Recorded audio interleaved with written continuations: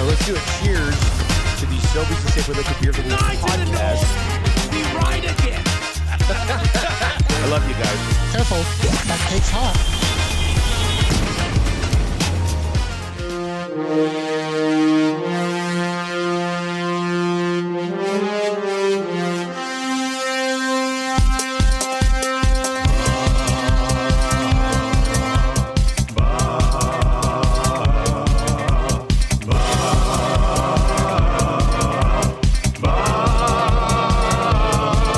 It's the 6 o'clock check-in. Come on, let's go. It's the AM Nasty Big Hello. It's not static AM radio. It's the Nielson Show. Let's go.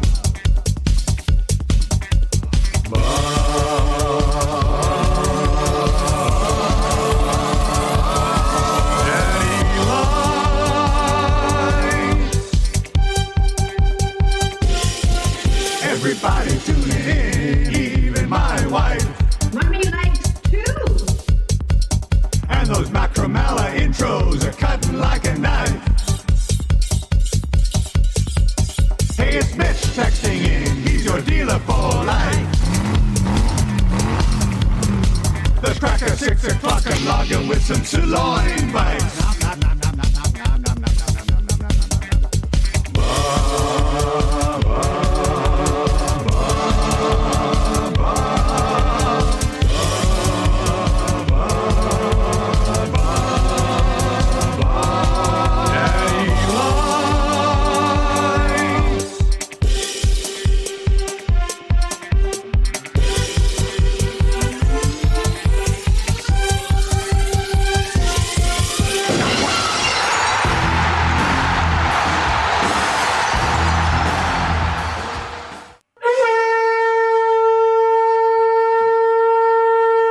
What's going on, everybody? I was going to play the Come to Mexico song with us. Put the mic. But Adobe, it's weird. The one program was playing out of the right speakers, but this Adobe program was not. And I don't know why. Here we are. License is expired. Let's try this one, maybe. I don't know. Let's see. Nope, now nothing. But this plays. Wow, that's bizarre. Yeah. Wait a second. Wait a second. It's a licensing. Wait a second.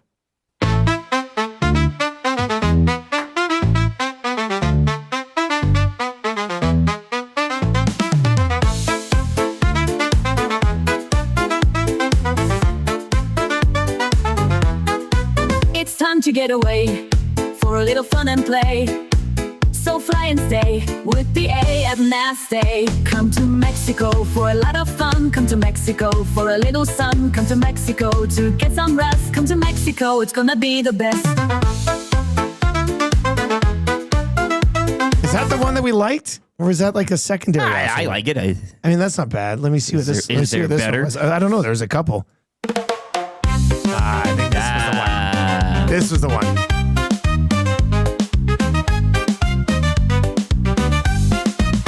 It's time to get away for a little fun and play. So fly and stay with the AM Nasty. Come to Mexico for a lot of fun. Come to Mexico for a little sun.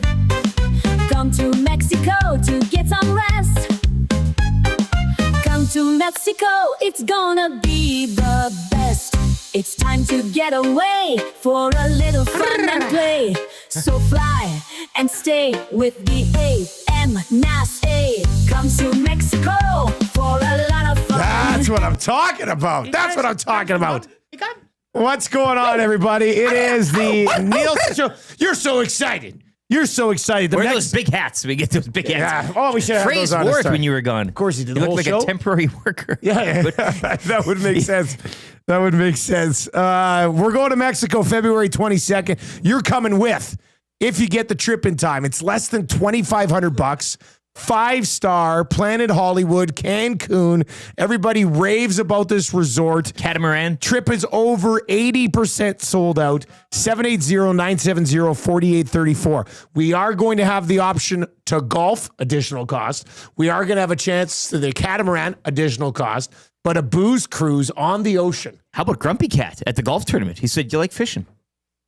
Because I'm thinking of Wrangler. I guess him and Big Yuka are going to be roommates. They're going to be lovers, he said. Oh my God. Which, you know. Those two guys are staying together? Oh, amazing. Yeah. But he's going to go, he's going to get a fishing expedition. You know, you pay a little extra. Yeah. For Hook any a of big those marlin or excursions. something, right? I hope they don't bother me. I plan on floating in that lazy river with the grotto for We got a Nielson. seven We'll be straight days. Holding you up on the line, eh? Hi, guys. Thanks. Completely naked. Anyway, give Chelsea a call. Expedia Cruises, Northeast Edmonton. She's a nasty, just like many of you, and she's coming with 780-970-4834. It's very relaxing for us to know that the person who's organizing the trip will be on the trip, so we don't have to have any sort of leadership abilities. I don't think we could create a better tour guide for this expedition. No, being that she's in with time. it, Yeah. but very capable. Yeah. Obviously, Oh, yeah. like she's a vet it's in gonna be the good. field. Eh? So yeah, let's do it. Let's come to Mexico with us. Few spots left, but it's filling up very quickly. We're coming at you from the Popeyes Louisiana Kitchen Studio today. Popeyes, of course, if you're looking for a perfect summer snack, all their chicken wraps, absolutely delicious. You can text us anytime in the Paris Jewelers inbox. I'll be visiting PJ's at the mall this weekend with both a birthday and an anniversary of my wife coming up in the next week. Now, is this one of those mall trips again with the extended family where you guys use the locker, the storage locker? Or is this is a solo trip for you? This is just me and the kids probably. Oh, yeah. In and out as fast as we can. Well, a little treat at the food court? Or? Well, we'll probably, probably. I prefer the other food court. They got a Popeyes. The other food court has a Popeyes. Yeah. Yeah, because Paris Jewelers is by the other food court. Down by... Both of them Spencer's. have taco times, which is important to me. Remember, I got taco time 8th overall in the food court draft? The Unbelievable. trade heard round the world. Hey? Yaremchuk moving God. up to draft washrooms. He thought he had it in that Yeah. day and age. Remember- The COVID day and age. I get it, but... Clean washrooms Well. in the first round. God, I love Yaremchuk, but what a horrible, horrible pick. Does a clean food court washroom even exist? That was the beginning of the end for him at 1260. I think so, yeah. We had a hard time showing his writing face on then. the wall. Yeah, that was the beginning of the end. All right, what's going on, everybody? Thank you very much for being here today. Hit us up in that Paris Jewelers inbox. One of you will win text of the day for A&W. I want to address this. We got to get this out here right away. Cade Riley over on YouTube this morning says if Ike Howard doesn't score 20-plus goals, we should throw him out of the NHL after throwing eggs at him.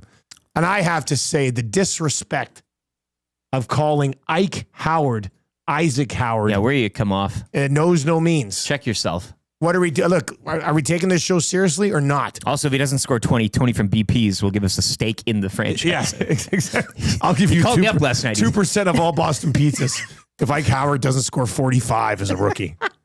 I think I'll take that. But Ike. Yeah. You got Ike. And we've already got a goal. So you figured that out before the show. It's goal by Ike. Something. Yeah. You're. But that's going to hit hard. It's a goal by Ike. It's Another goal by Ike. Come see another goal by Ike. Because he will have Yeah. multiple. God, see, so that's so easy. The first goal by Ike, and then the second Another goal by goal Ike, by Ike. the 20th goal by Ike. Yeah. So don't you come over here and call him Isaac. Wash that filthy mouth out with soap, you psycho. His name will be Ike for the rest of his days. It's his choice. But he wants to go as Ike. Could have chose Zach by as well. Ike. Like Isaac. There was Zach, there's Ike, there's Izzy. Sack. I would have loved if he's like, I want people to refer to me as Izzy Howard. I like Izzy. Izzy's I got a good lot name. of time for Izzy. Sack Howard doesn't really. No, I don't know if that'll work. But we'll run with it. Ike Howard. That's what he wants to be called. So it's like that scene in Step Brothers where Christineth. Remember, he's like, you'll call her Christineth. Ike Howe. Ike Howe. Ike Howe. Old Ike Howe. How is he? Ike. I wonder if the guys are Housey. going to call him Housey or Housey. Ike. Might be the Ikester. The Ike stir. Who knows? How many goals does he get this year? This is what I think about that. Go outside, nerd. Get out. Go. I ain't got time to be distracted by your worthless chime-ins. Go on. I like that. All right.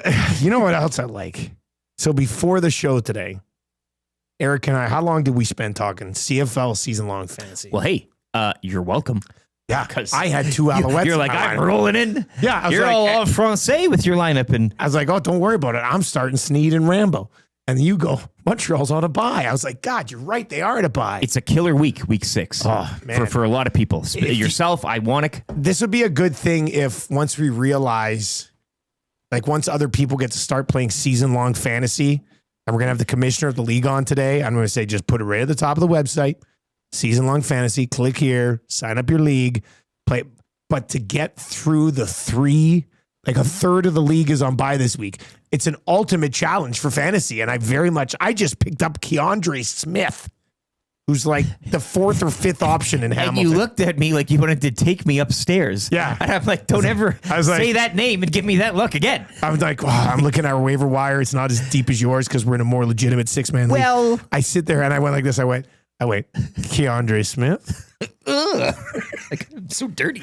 But I'm picking him up and I'm starting him. This is a good example of like week to week fantasy. You're looking at this. Oh, no problem. Yeah. I'm going up against people who have the same, you fill It's it. all the same You got stuff. 3 games. You fill it out. This is the challenge. Now you got to work. Right? So today. You use that. You write that down for Stu. Like, this is a week Yeah. where you kind of that. Georgia Satellite's in and says a brutal week in CFL fantasy. I'm Alouette heavy, and I'm facing Dusty this week. Whoa. Let me get a little peek at his Bonjour, roster. huh? One day I'll be able to go on the CFL website and log in, and then we'll get a look at it. Let me see what he'll be rolling to. He's Alouette heavy. He has Philpott. That's what he has. Ooh, that's a killer. That's a tough one, isn't it? Alexander, I think, would have been back this week had they been playing too. Had they been playing, which who Iwonic also has on his. Yet he isn't. Yep. Where are we here? Yeah, it's a funny old game, football. How come I can't see the Commish's team? Where am I? Where's Philpott? Oh, there he is. Yeah, Davis Alexander. He doesn't have another quarterback. He's been running other players in his super flex spot. Week. And he's got Philpott out. Jose Maltos. Alouettes defense. So who are you scrap heaping? I don't know. Well, I already Ottawa? got Keandre Smith. Yeah. There's only one defense available. It's Toronto. Who's on the quarterback market? Arbuckle? It's got to be Arbuckle. No, I think MBT still. Oh, it doesn't matter. No, you know who has Arbuckle? This guy. Well, phone's on. Yeah. They're not playing this week anyway. Classic waiver wire week killer. There's 6 fantasy. teams playing. You have 6 people in your, Yeah.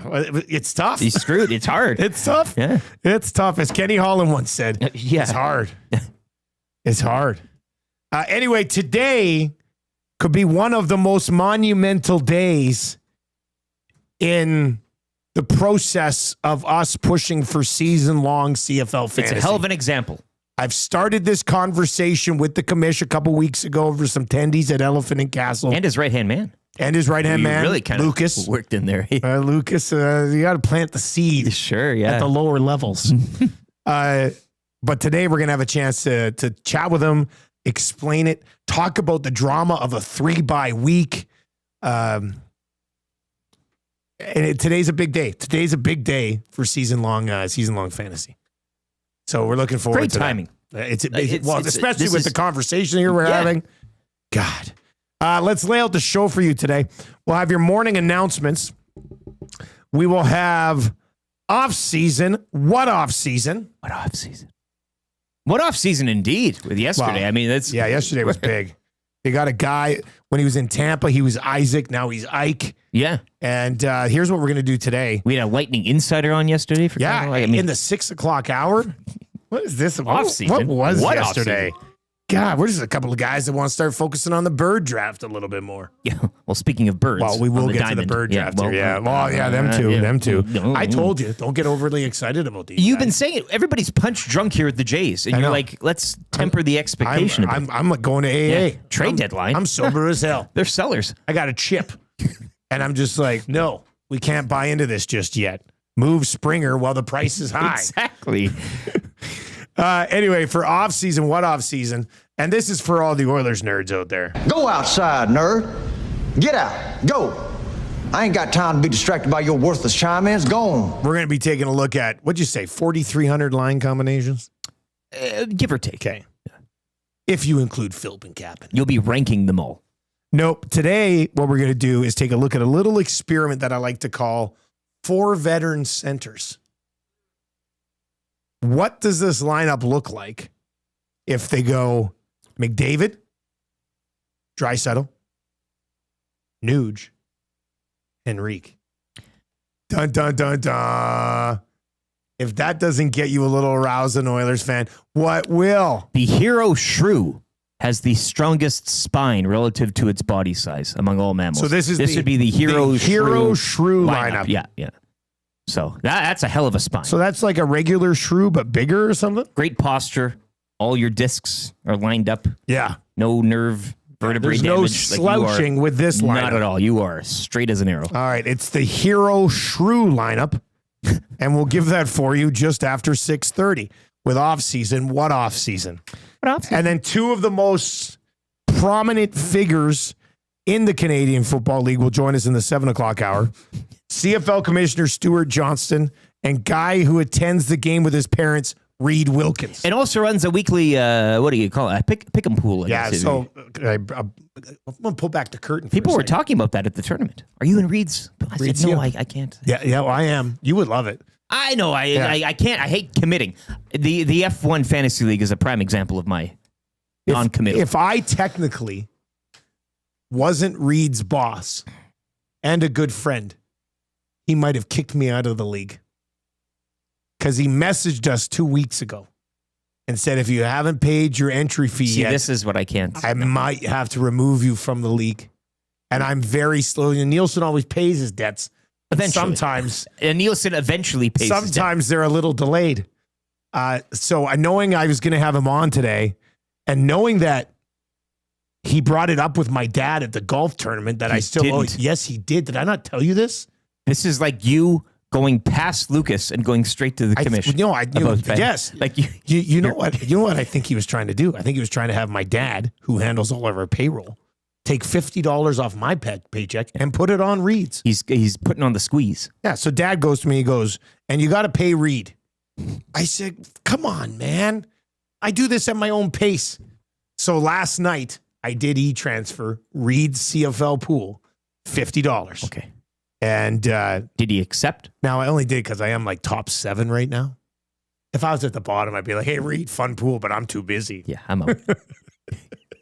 Anyway, Reid Wilkins, who's been running a CFL pick'em pool where you do the, you get 10 points and you distribute them each week. I usually take my favorite game and put 7 on that and then spread it around. Again, a week 6 conundrum arises once. Like, what do you do with the 3? Like your points. Do you want me to tell you what I did this week? Please. I put 7 on the Ticats. Yeah. Smart. I put 2 on the Riders. Okay. And I did put 1 on the Edmonton Elks. Oh, you can. Okay. Yeah. See how it goes. Well, you'll be there. It'll be nice to kind of, yeah. Yeah. And when I got into Reid's pool, I wasn't sure how it was going to work out, but I was expecting to, try it. I was going to say, it's okay, not the best, not the worst. But it is surprisingly good. it is surprisingly good. $50 richer, Reid Wilkins. Yeah. Scam artist. Where does this go? Well, how much does it cost to operate this thing? Like, he's got. I mean, is it his all staff must go working to for him? winnings. It all must go to winnings. I sure hope so. Yeah, You should do the math. I sure hope he doesn't go okay, and 75% of it goes to winnings. Where's the rest of it Where's going the to? money, Reid? We're gonna have to audit Reid's CFL pool. I think He's been doing it for 20 years.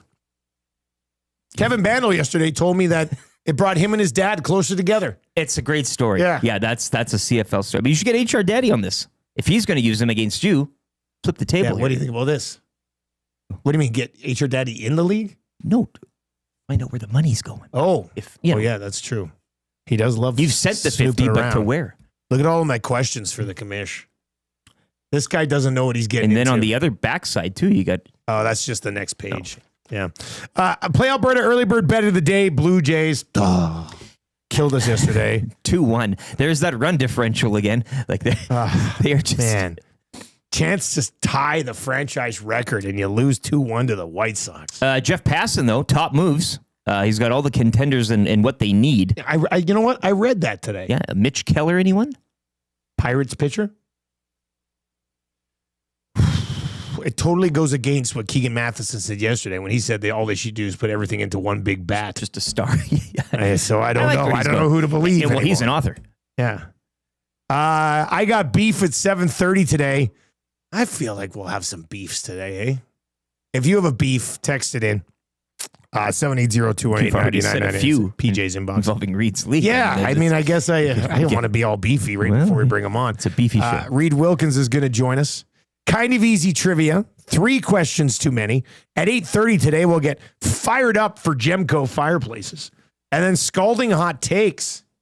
The mid has been sitting in here for a while, boys. Oh, I remember that segment. She's back up for grabs. Summer's tough. Trev, how'd your takes come together, my man? You didn't seem overly confident today. No, but like I'm laughing at them, but I don't think anyone else will. sometimes you're those are the having ones fun, that though. work. Yeah, like I'm Yeah, having you should fun, be and having I'm like, this is kind of funny. I had one that's a little creative, Okay. and I think Gager, like, he'll laugh at it, he'll chuckle, Okay. but that's it. And then I got 4. Me, not so good at all. But it doesn't matter. You know what? You see the smile on Trev's face? Yeah, He's having fun. That is an Ike Howard smile. It's an if Ike I've ever Howard, seen baby. it. Yeah. You are I'm just back. so excited. Howsy. yeah. Do you think they can win the Stanley Cup now? I don't know. You'll have to wait for Scalding Hot Takes, I guess. Oh my God. It is interesting, and I don't know if it's just because that's how I was brought into watching the Oilers. It was every offseason, who are the prospects? Yeah. And so That's true. like for me, it was always growing up, okay, Taylor Hall, Ryan Nugent-Hopkins, Nail Yakupov, Justin Schultz, Darnell Nurse, Leon Draisaitl, like, yeah, I go down the list. Clefbaum, Brandon Davidson, right? I was always just super intrigued by what prospects will pan out, what prospects won't. And so, and even like go back just a few years ago when Jesse Puljujarvi and Evan Bouchard were coming in the North Division year.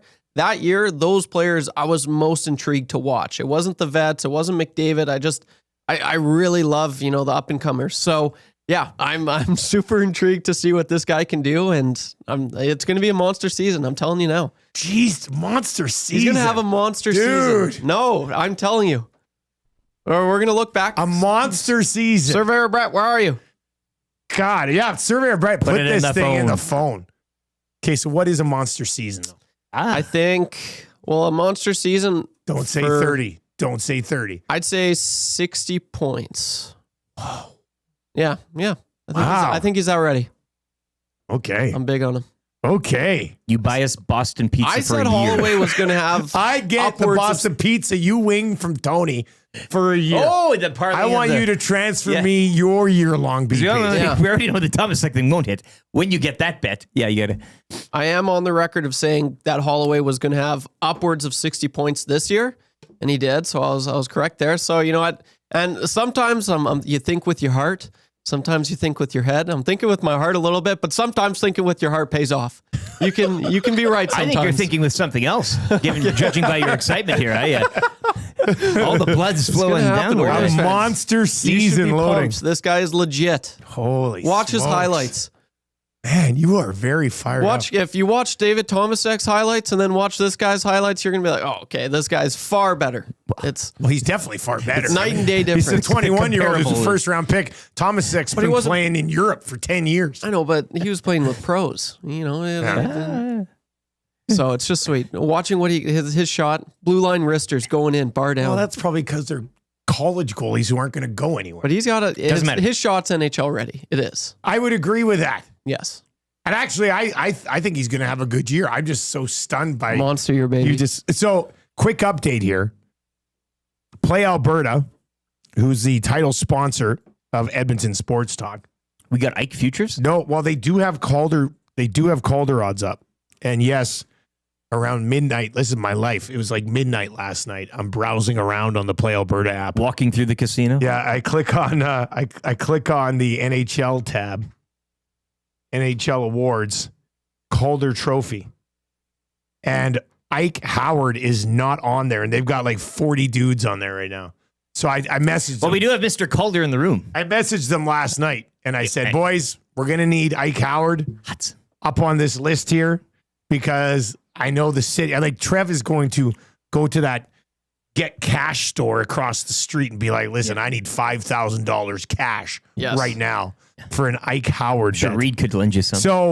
So let me give you these. We got some time here. Let me just give you these numbers here. There was one prospect I forgot about when I went home yesterday. I'm like, oh, you know what? He actually might win it. Demidov? Yeah. Yeah. So Demidov is a heavy favorite right now.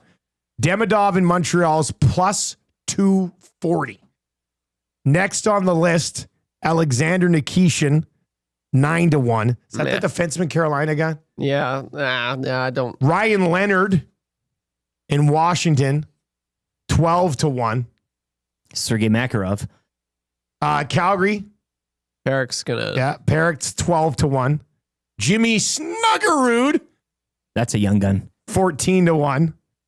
Askarov in San Jose, 20-1. Z Byam, 20-1. Michael Misa, 22-1. When they get the number on Ike Howard, I think he ends up in that top 8 for sure. Yes. If not the top 6. Yeah. You would have him at number 2 behind Demidov, Hudson. He called Hudson. I think he should be in the top 3 for sure. You would have him with Demidov, Perrick, those are the 3 I'm looking for. Anyway, just so you know, Edmonton, I have put in the request to get Ike Howard on the Play Alberta Calder Trophy odds, and I will not rest until it happens. Let's go, baby. All right, let's get to a sports update. Then we've got off-season. What off-season? What off-season? And we do really want to sink our teeth into this possible bird draft a little bit because there's some good excitement around here. Yeah. Every time it comes up, we're just throwing out new names for a bird draft. I think we kick off the draft too by pulling a wishbone. Guys, and then, that's a good one. Favorite bird to eat. Yes. Favorite team named after a bird. What's the one you put the towel over your head and you eat it live? You heard of that one? They do it in the... Magpie. No. It's eating bird with towel. The ortolan. You got to look this up. Eat it alive? It's like a delicacy. Like the egg? Rich people do it. The egg? No, they put it on a plate. They put a towel over the head and they just kind of... You're lying. Ortolan. Ortolan. Look it up. Read it up. Ortolan bird eating. Yeah, you thought the world was... A small songbird is a delicacy in French cuisine, traditionally eaten whole after being force-fed and drowned. Yeah, they fat him up. The bird is typically consumed with a napkin covering the diner's head to hide the act and savor the flavor. Yeah. Now click on the images. Which includes the bones. I'm not... Yeah, the whole thing. I'm going to... The stem, the core, the seeds, everything. I'm going to be sick. I would not eat an ortolan for $1 million. We should have ortolan in. We'll do the draft with napkins over our heads. I'm going to fire out an email here to the Italian Center and find out if we can get our hands on any ortolan.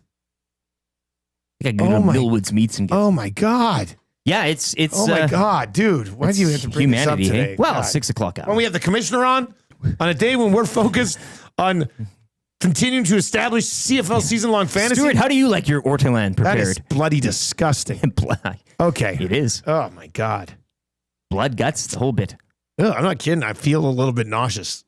I looked at some of the pictures. Yeah. Ugh. All right, let's get to a sports update. Oh, the Jays lose again. Off-season? What off-season? That's coming up as well. It's for the birds. Oh. You are hilarious. Over under for how many times that phrase gets thrown out during the draft. A lot. Quinn Phillips for the birds. You're for the birds in this draft. That's what you are. And we will laugh. Oh, it'll be a hilarious time. All right, let's get to a sports update here. Ugh. And no, I won't have ortolan for 2,000 likes. but for 3,000 likes. Hey. Blue Jays win streak snapped at 10.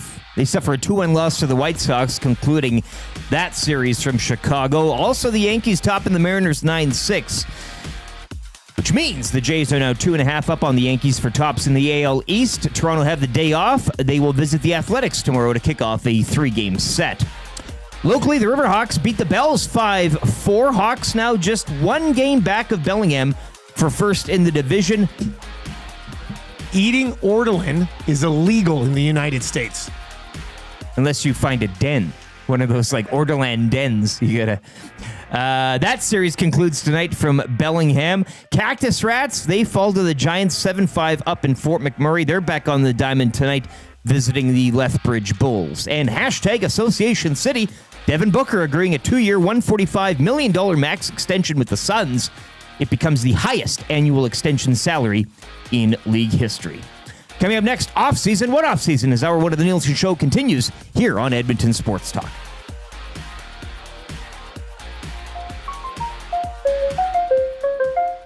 You don't need a reason to keep people pleasing. Treason, reason, keys and season. It's off season. What off season? It's off season. What off season? It's off season. What off season? It's off season. What off season? It's off season. What off season? It's off season. What off season? It's off season. What off season? It's off season. What off season? Man, this slaps, doesn't it? Oh, it's Bass on this thing. Might be one of my favorite songs. Yeah, that is. joking. I mean, that is good. That is really good. Abutski's in and says bird draft category. You know what? I'm going to start putting some of these ones down because this is good. Favorite way to get a birdie. Mine is the 50+ foot birdie putt. Well, That's like the favorite way to get a birdie. I'm sure Birdie Booze would be tops in the open category. Oh, You'd think. open Hey, I mean, you category, gotta yeah. kind of. We have to definitely go open category. And then we said team name. The team name is fun. That'll Bird be good. to eat. This is a 20 rounder. Like you might go baseball in that just because of the bird names are baseball. Bird right? names are much more. But you got the Anaheim Ducks, the Oregon Ducks. Yeah, but when you say New Orleans Pelicans, for crying out loud, name a bird team, Orioles, Blue Jays, Cardinals. That's Cardinals. That's where the mind goes. Yeah, Riverhawks, Ortolans, Riverhawks. Orleans. How about some minor league team for one day? You know how they all do the one day? Yeah, the Ortolans, and then everybody gets a free Ortolan at the park. God, that's disgusting. It is. Yeah. All right, it's time to get to our hero shrew lineup for the Edmonton Oilers.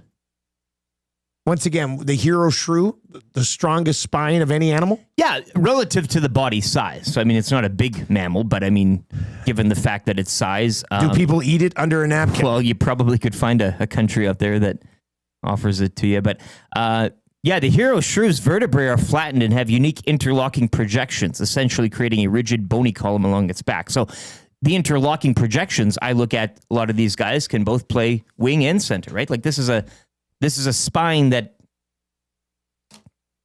Yeah, well, that's what we're doing. Yeah, it's spine. It fuses together. Yeah, they're all. It's very strong down the middle and on its flanks. So here's what we're doing today for off season.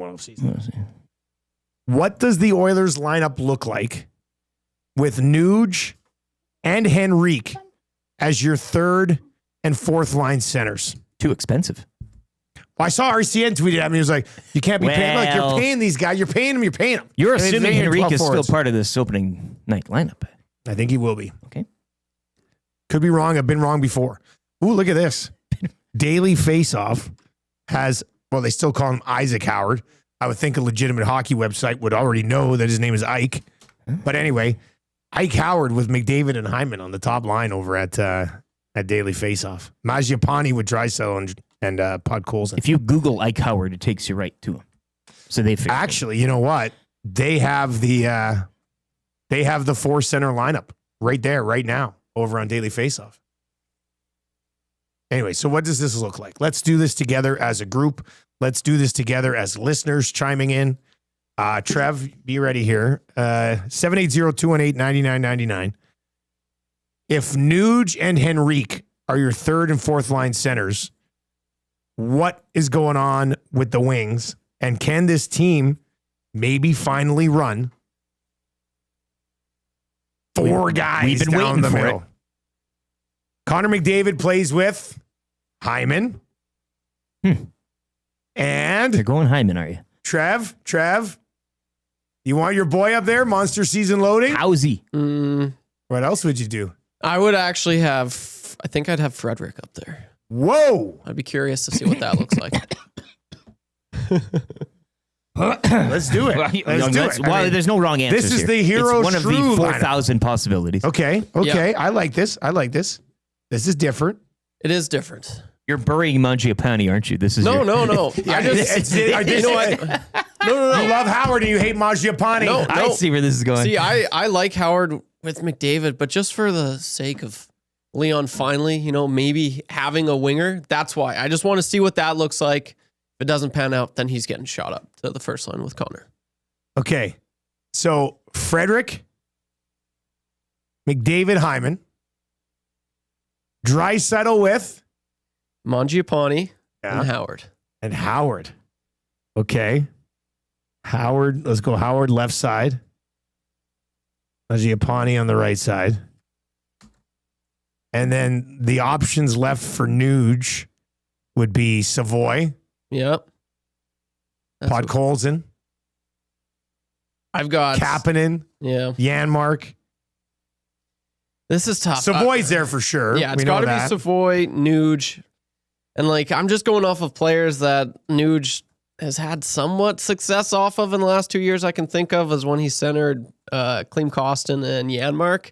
But I don't know if Janmark's I'm really. not, So I probably refuse to allow us to put Janmark in the top 9 in this scenario. Custodian. Janmark will not ruin the hero shrew lineup. So probably Kapanen, maybe? Nuge, Savoy, Kapanen. What are your thoughts I hate on it. that? I hate that too. Well, and I will say, I don't know if I'm too keen on the I think idea it's Podkolzin, man. Okay. Yeah, let's do Podkolzin. Don't you think it's Podkolzin? I think it's probably Podkolzin. And then who does Henrique get? Well, let's see. Janmark Kapanen, Yeah. right? Yep. And then Lazar and wait a second, Thomasek. God, Thomasek. Tony's sweating. He's listening to this. Please say Thomasek. Please say. He's that, They haven't mentioned he's him that yet. airplane gif when they're landing the plane and it's just like, well, what about Nuge with Savoy and Thomasek? Okay. And then Podkolzin with Henrique and Kapanen. And I know Tommy wakes up this morning and goes, "Where's Janmark?" Yeah. We have to remember he didn't shoot a puck past the goalie for the majority of the season. This is true. Okay, so then we'll go Thomasek. Now it's kind of tough because Thomasek and Savoy both are righties, right? Like right wing. Yeah. But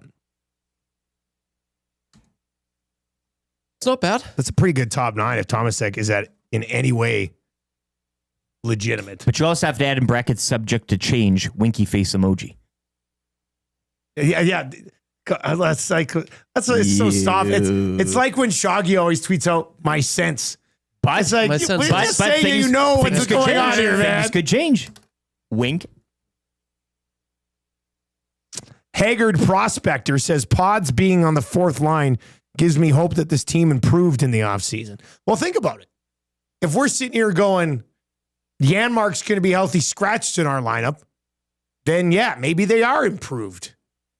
If we're sitting here going, Podkolzin and Kapanen aren't top 6 wingers with Leon Draisaitl, that would they're mean that 4th they're line wingers with Henrique, then maybe they are improved, right? Pieces in their spots.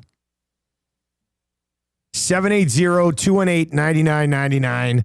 780-218-9999. James, I'm going to just throw this at you before I read your... Go outside, nerd. Get out. Go. I ain't got time to be distracted by your worthless chime-ins. Go on. I think the Oilers aren't going to risk losing Regula on waivers. So they might run with 8 defensemen and 13 forwards. I love it. God, I love a July 10th risking losing Regula on waivers. Regula, we got him. Conversation. We got him. Off season. What off season? Exactly. J-Max says, I love it. Pencil in 3 guys that haven't even played in the NHL and the lines look strong. I think he's mocking our comment about them maybe looking stronger, but it's a fair point. It's a fair point. Well, younger, quicker. Actually, the hit on them was they were too old and too slow. I mean, so you make now you've got your what? Go on now. The pendulum swings here. Now they're too young and too fast. Right? That would be complaining. God, you know what really would have been sweet?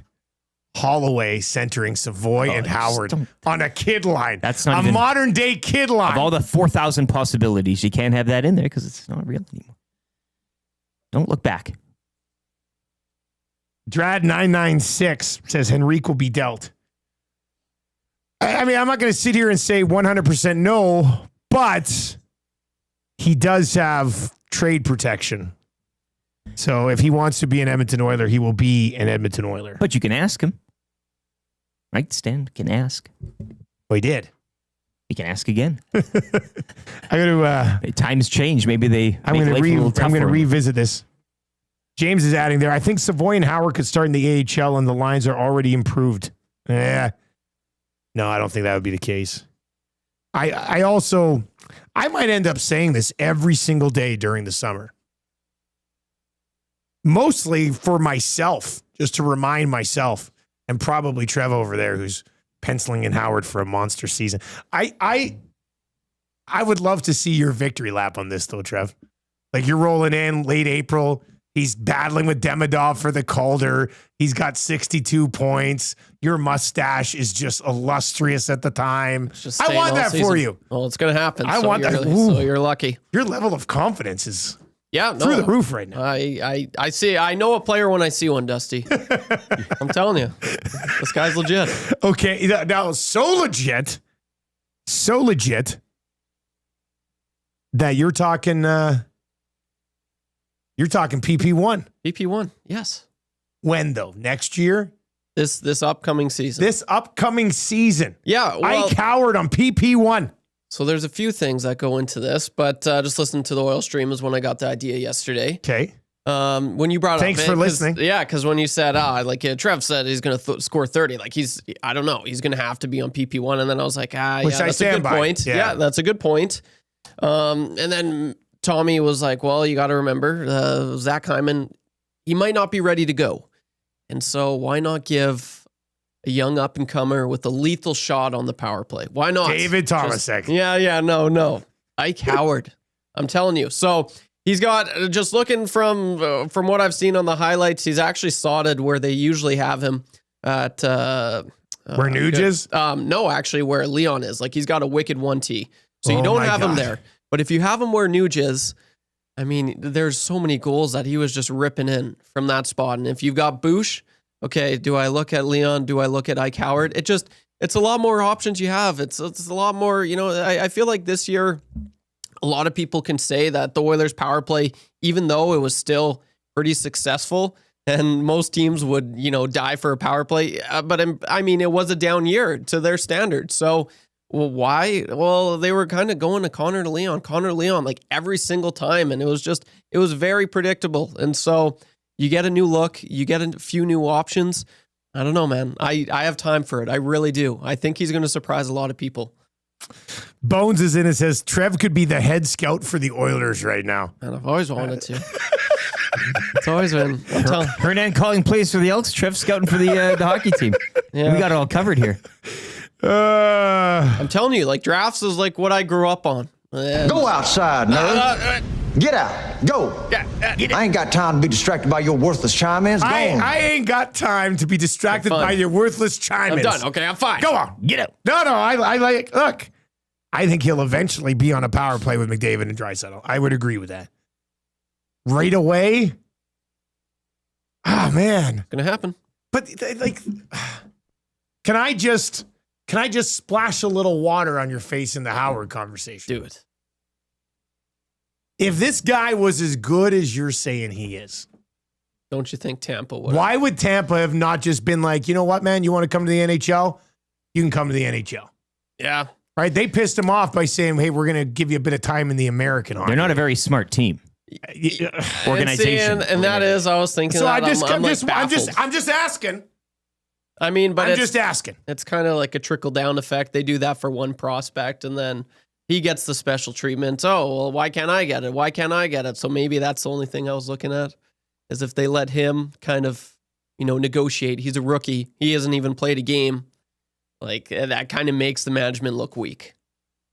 So what about our management here in Edmonton? Well, I mean, they have cap, so they can make it work. They're really only to make it work because they have so little cap. Yeah, they need him, right? Like, well, yeah, that's why. This is what I don't understand. Tampa can't fit in an entry level deal. I don't buy it. Yeah, I don't buy it. I mean, go look at Tampa's forward roster. You're telling me if you really like this guy, you couldn't fit him in on an entry level deal? I don't buy the cap thing. I don't think it makes a lot of sense. I mean, crazier things have happened. Why would a manager not sign a match and offer sheet on a Dylan Holloway? Some people are thinking that your power play thoughts, you're going after Gullitson's job. Yeah. Oh, really? Hey. Oh, yeah, right. Yeah. I got a lot of time. Get him a whiteboard. Watching the Oilers bench next year and seeing you with one leg up, you're leaning forward with the board, drawing up a power play for the boys. I'll never forget. That's our guy. That's YouTube Trev. One of the best nights of my life on my first winter here. I was at the ODR, and there was a grand old time with some, with my buddies that I met at BP's. And then it was Canada, USA World Juniors. So we're like, let's go to Brewhouse. So we're there. I glance over to my left, and I'm still in shock and awe. Like, Dusty, I don't know if you remember the first night. Yeah, you were very excited to be here and all stuff. All of a sudden, Mac T's beside me. was right there. I'm just like, oh my gosh. I called my dad. That was Tommy's birthday. Yeah, it was. Yeah. I called my dad. I called my stepdad. My whole family. I'm like, oh, Mac T was right beside me. It was the craziest thing. But that night, the World Juniors night, the Glenn Gullitson, I saw him at the bar. My jaw dropped. Immediately went and bought him a beer. You did? Yeah. Oh, man. Shoot your shot, Trev. Yeah, I'm like, Glenn Gullitson. He's like, yeah. I'm like, I'm Trev. Oh, it's a pleasure to meet you. Can I buy you a beer? He's like, yes. Okay, yes. And then I said goodbye to him on my way out. Goodbye. And also that night, what's that? He is CTV in Edmonton. He wanted to do a hit with me. And so they're like, "Oh, you're the," because I had the mustache on. Woodman? Woodman. It was Wood. You met Woodman? Yeah, he came over and said, he's like, I was the only one. He's like, I saw that mustache from a mile away. No. Can I have you on? I'm like, yeah, absolutely. And that was when Bedard was lighting it up. Greatest night of your life. Yeah, it was on. You buried the lead. Woodman, you should have led with you were Woodman. on CTV? Did they clip you in there? Yeah, I got a video of it. That's beautiful. God. I'll upload it on my Twitter right now. Wow. It's awesome. Yeah, put it up. Okay, yeah. Yeah, put it up. He's going to tweet that out. What's your Twitter again? This is amazing. YouTube_Trev. Not to be confused with that imposter at YouTube Trev. Yeah, I don't know who that guy is. YouTube_Trev. Yep. What a glorious night that would have been for you, Trev. Unbelievable. I'm glad you got to. But you didn't take Gullitson home. You bought him the beer and he wouldn't yeah. You had to say goodbye. I did. Gullitson, when somebody's fanboying over the Oilers assistant coach. Go outside, nerd. Get out. Go. I ain't got time to be distracted by your worthless chime-ins. Go on. I could see with that accent. Like, you kind of matched that. Hersey texts in, Paris Jewelers inbox, taking an early 6 o'clock pounding here. I don't like the idea of Savoy and Howard in the top six at the same time. Put Howard in the top six and Savoy on the third line. I can't imagine having two rookies in the top six to work all season long. All season long. That's what we did, Hersey. Are you even paying attention to the Hero Shrew lineup, Hersey? Lots of combinations. We had Howard with Draisaitl, Mangiapane, and then Nuge with Savoy and Podkolzin. Brian Gandecki in the nasty chat. It's as plain as day. Howard has to earn his keep. If he doesn't make the club, he goes to the minors. Life's a bitch sometimes. Sorry, I think they're just going to give him. Look. I don't want to set the tone poorly here, but that kid's not going to stand for that. That's why he's not in. That's why he's not in. That's why he's not in Tampa anymore. Could you imagine? You can send Isaac Howard to the minors, but Ike Howard ain't going anywhere near a bus in the American Hockey League. Hell no. So, I mean, it's funny how you say that, Brian, but This kid just left Tampa because they wanted him to play in the minors. So life might be a bitch sometimes. I don't disagree with that. Not for Ike. But not for Ike Howard. The Oilers traded for him probably, well, not probably. They signed him to a contract with a promise that he'll be on the roster. It's done. It's a done deal. He's in the lineup. Lacombe Drew in the Paris Trulus inbox. I know we've given out text of the day before to a photo. Doesn't happen all the time. No. That's so good. I let AI tell me what YouTube Trev will look like in 20 years, and this is what it came back with, and it's just a pic of Stoff.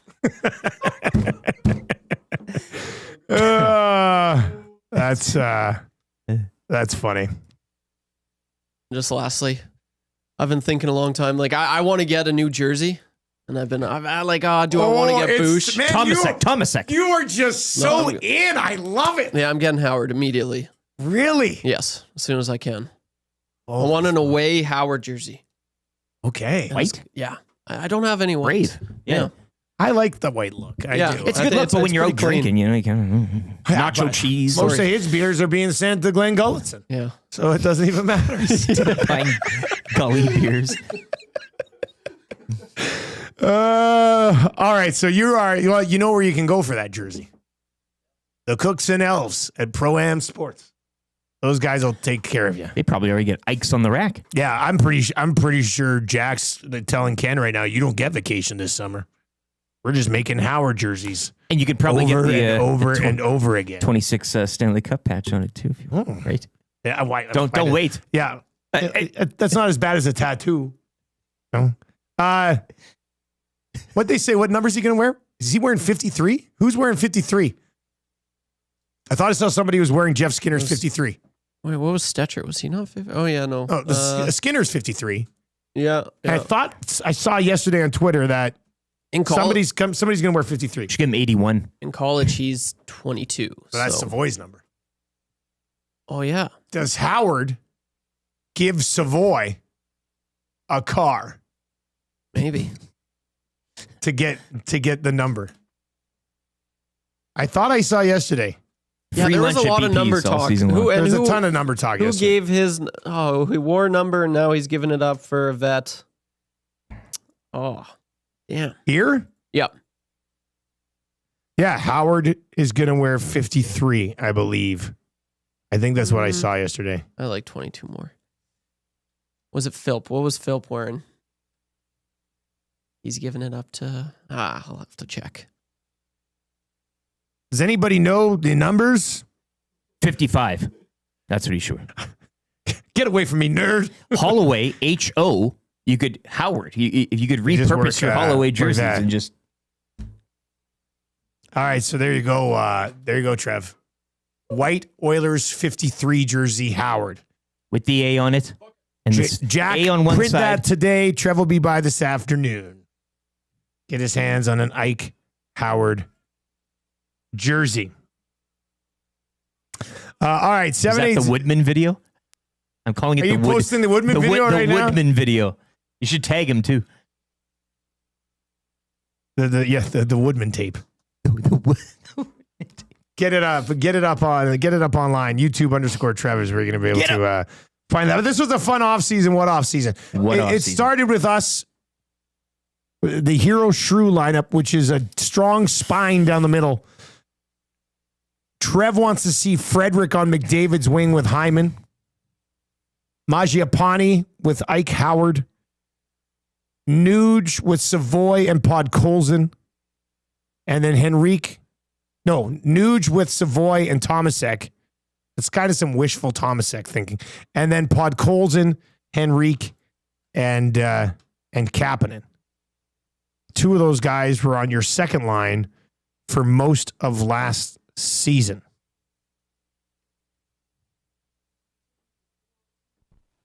RCN. McDavid between Hyman and Howard. Draisaitl between Frederick and Podkolzin. No, Draisaitl between Frederick and Mangiapane. Nuge with Savoy and Podkolzin.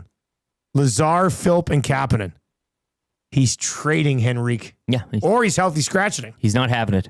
RCN, did you not say you can't pay Henrique to be on the fourth line? And now you're paying to healthy scratch him? Unbelievable. Jan, Mark, and Tomasek nowhere to be found. The whole, this Tomasek thing. Hey. I'm going to be like that guy on the Britney Spears video. Give him a chance. I winked. You winked at me. Yeah. Subject to change. I just feel like it's going to be yada, yada, yada, and Tomasek's playing in the Spangler next year.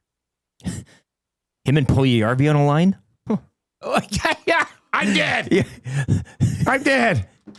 If you're watching over on YouTube today, hammer the thumbs up for us. We're 13 likes away from changing 100. So let's hammer those 13 likes out. Let's blow through 100.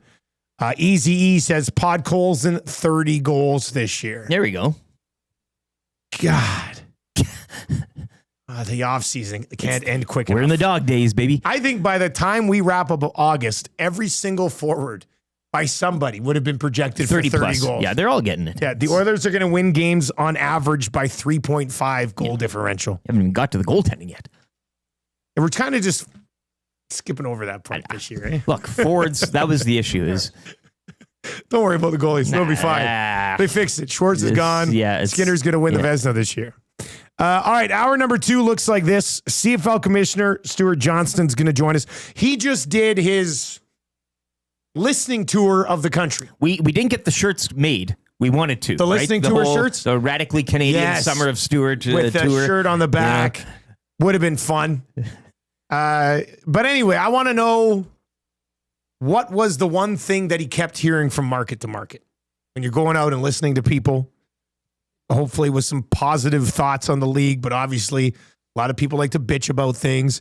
So what was he hearing the most around? And then there's like the issues here in Edmonton are different than the issues in Toronto. And so how do you as a league try to attack it all? It's a vast nation. Can you do that?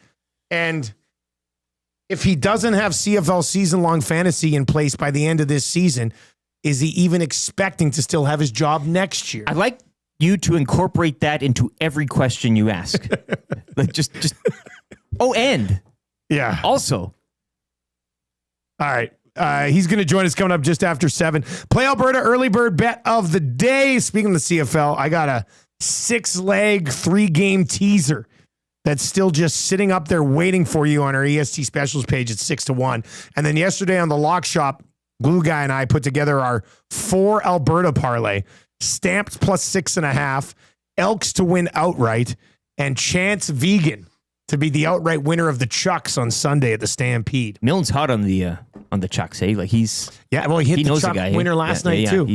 I think Jay might be under the table rigging the Chuck wagon contest. He knows people.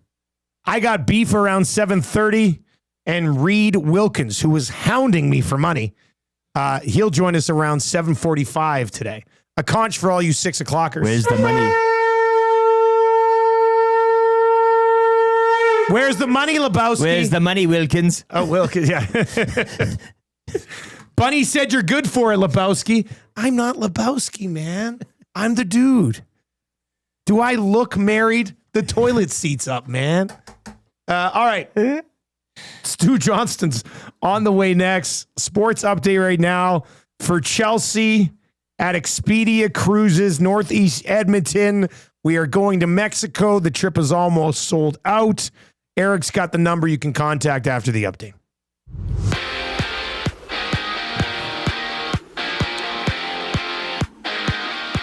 The Toronto Blue Jays dropping the series finale down in Chicago to the White Sox 2-1 yesterday afternoon, snapping a 10-game win streak. Coupled with a Yankees 9-6 victory over the Mariners, the Jays now find themselves 2.5 up on the Yanks for first in the AL East. Toronto will have the day off. They'll visit the Athletics tomorrow night to kick off a 3-game set. Locally, the Riverhawks win again. They beat the Bells 5-4 down in Bellingham. Hawks now just a game back of the Bells for first in the division. That series wraps up later tonight. Energy City Cactus Rats taking an L up in Fort McMurray, 7-5 to the Giants. They're back on the diamond tonight as they're in Lethbridge to battle the Bulls. And Devin Booker agreeing a 2-year, $145 million max extension with the Phoenix Suns. It becomes the highest annual extension salary in league history.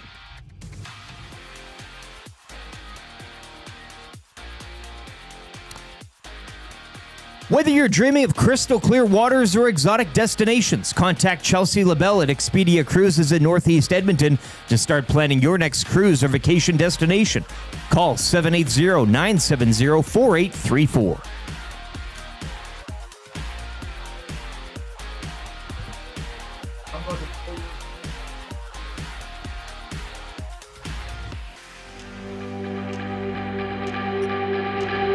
Red sky fading, let's do this right. What you drinking's what I'm drinking, who's got a light? We about to kick off this 9 to 5 from dusk till dawn. Man, it's on. CFL on TSN. Music's playing, yeah, we're swaying, crank it to 10. These stars are falling like confetti, so wish on one for the gone. 3rd and 1 from the gun underneath those Thursday night lights. Singing Long live the night. It's a song coming on, one that everyone knows. It's a pass, it's a run, it's a see where it goes. It's the guys and the girls under those stadium lights. Singing long live the night. All the beers and the years gonna fly on by. We're just small town stars holding on to midnight. Take a sip, this is it. Raise them on up real high. Singing long live the night. How good was that, buddy? You know, I thought it was a little like when it happened, like when we were living in the moment. Yeah. But Now that one hits, though, it's right? grown with age. Yes, like I it just kind of, has. it's nice. We were sitting there prior to me playing it. I looked at Eric and I said, I'm about to blow your mind, buddy. Oh, mind blown. And we got the rec laws. Mind CFL, long live the night. God, that gets us excited, doesn't it? It really does. A true summer song because they mentioned the Thursday nighter. Well, yeah, they laid it all out. It was very well done. It was very well done. It is the Nielson Show here on Edmonton Sports Talk, streaming live on TuneIn and iHeart, EdmontonSportsTalk.com, and of course live 12 hours a day here over on YouTube as well. The Reid Wilkins Show will be from 3 until 6 today here, and Reid's going to join us around 7:45 as well. We're coming at you from the Popeyes Louisiana Kitchen Studio today. You can text us anytime in the Parachuters inbox, and of course one of your text messages at 780-218-9999 will win text of the day for A&W. You'll get gift certificate to A&W with the text of the day. So keep those bad boys rolling in today as well. All right, he's been busy. He's been listening to people all across the country. He is the commissioner of the Canadian Football League, Stewart Johnston. He joins us on the show this morning. Stu, how you doing, man?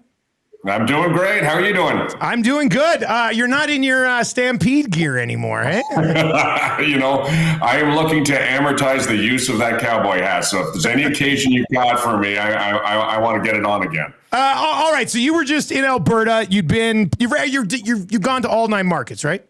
All 9 markets. That's right. Okay. So what was, I guess, first of all, like, did you get what you wanted out of the listening tour? I did, Dustin. Number one, I got to spend a lot of time with you. I've seen you quite a bit lately. You wanted the most, I think. A huge benefit to the listening tour. But no, look, it's been it really has been special for me. It's been a learning curve because I've got to talk to front office staff. I've got to talk to some players and coaches, certainly a lot of media, but also fans. And between all of those groups and all of those stakeholders, a few themes come out. Number one is passion. Boy, do we ever have a passionate community in the CFL. Not a surprise, but what a reinforcement this tour has been. But just great to get to see what are the commonalities between those 9 markets and what are some of the unique characters of those markets. And I think that was really good for me to soak in over the first month of the season, and looking forward to the rest of the season as it plays out. I think anybody, when they have a chance to chat with a commissioner of any league, they want to get your ear and they want to tell you what their ideas are, which is why I brought up season-long CFL fantasy, which we'll get to a little bit later on. But what was, like, from market to market, and all markets are different. Any issues that Edmonton has here are different in Toronto and things like that. But was there a common conversation point that you got from? I'm mostly intrigued by the fan perspective of it. So was there anything that continually popped up? Yeah, I'd say that on the positive side, Canadiana really was a common theme. There's just so much focus on the pride in Canada, the pride in being a league that is made in Canada and played in Canada. And I think that that shone through in almost every one of my conversations.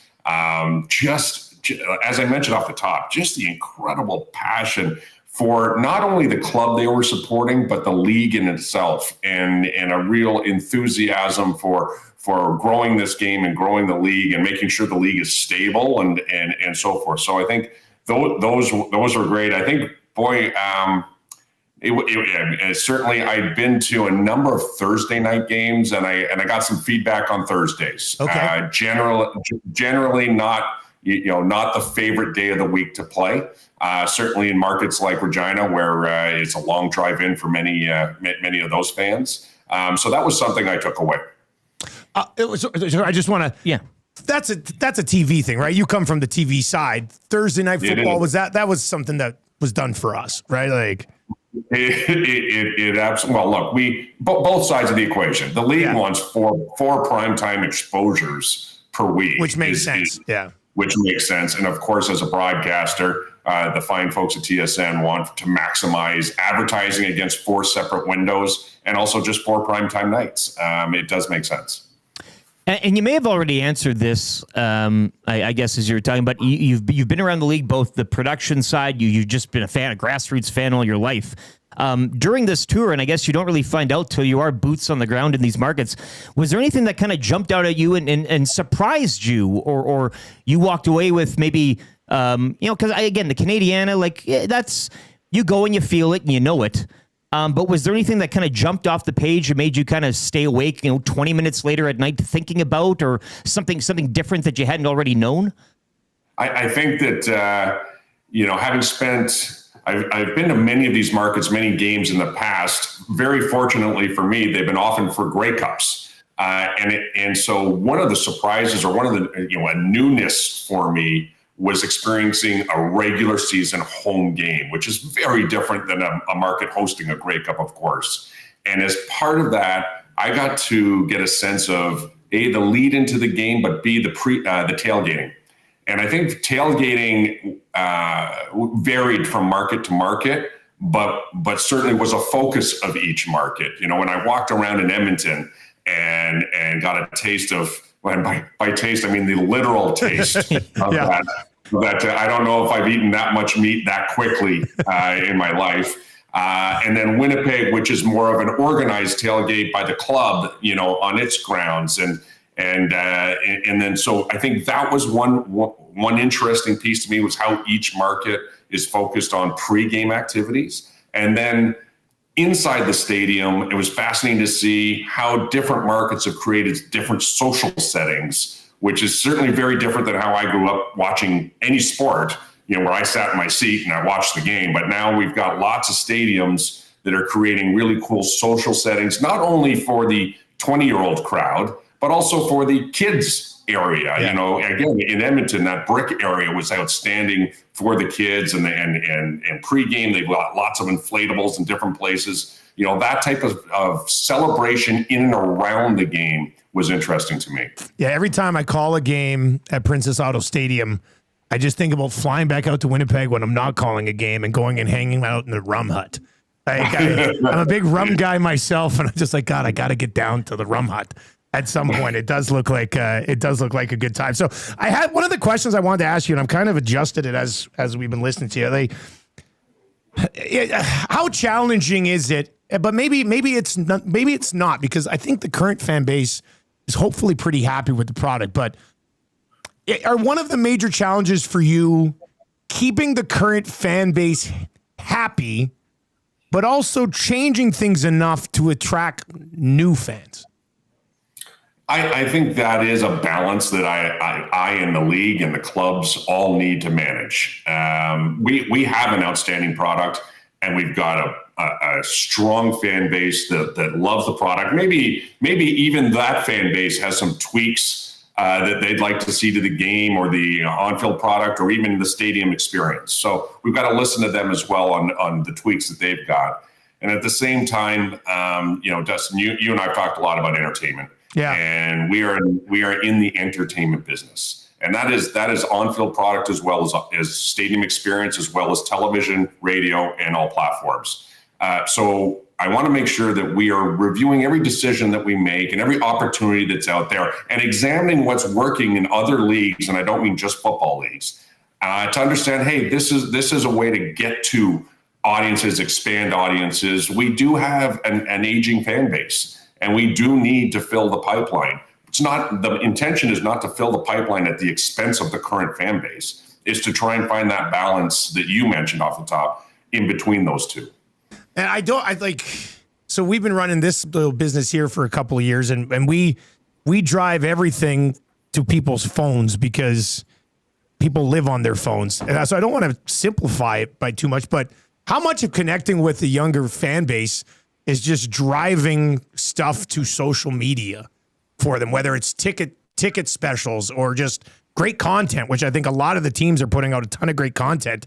Like, I don't know. It's going to sound like such a ridiculous question, but how important is this device to the growth of the Canadian Football League? Because I think it's pretty significant. Yeah, iPads, other tablets, Samsung tablets. It doesn't matter. Not just iPhones, but I think that's pretty important, isn't it? Of course, you're 100% right. It is. And I think you mentioned two different things. One is sort of messaging directly to them. So making sure that you've got a connection point in with a fan base through their mobile device.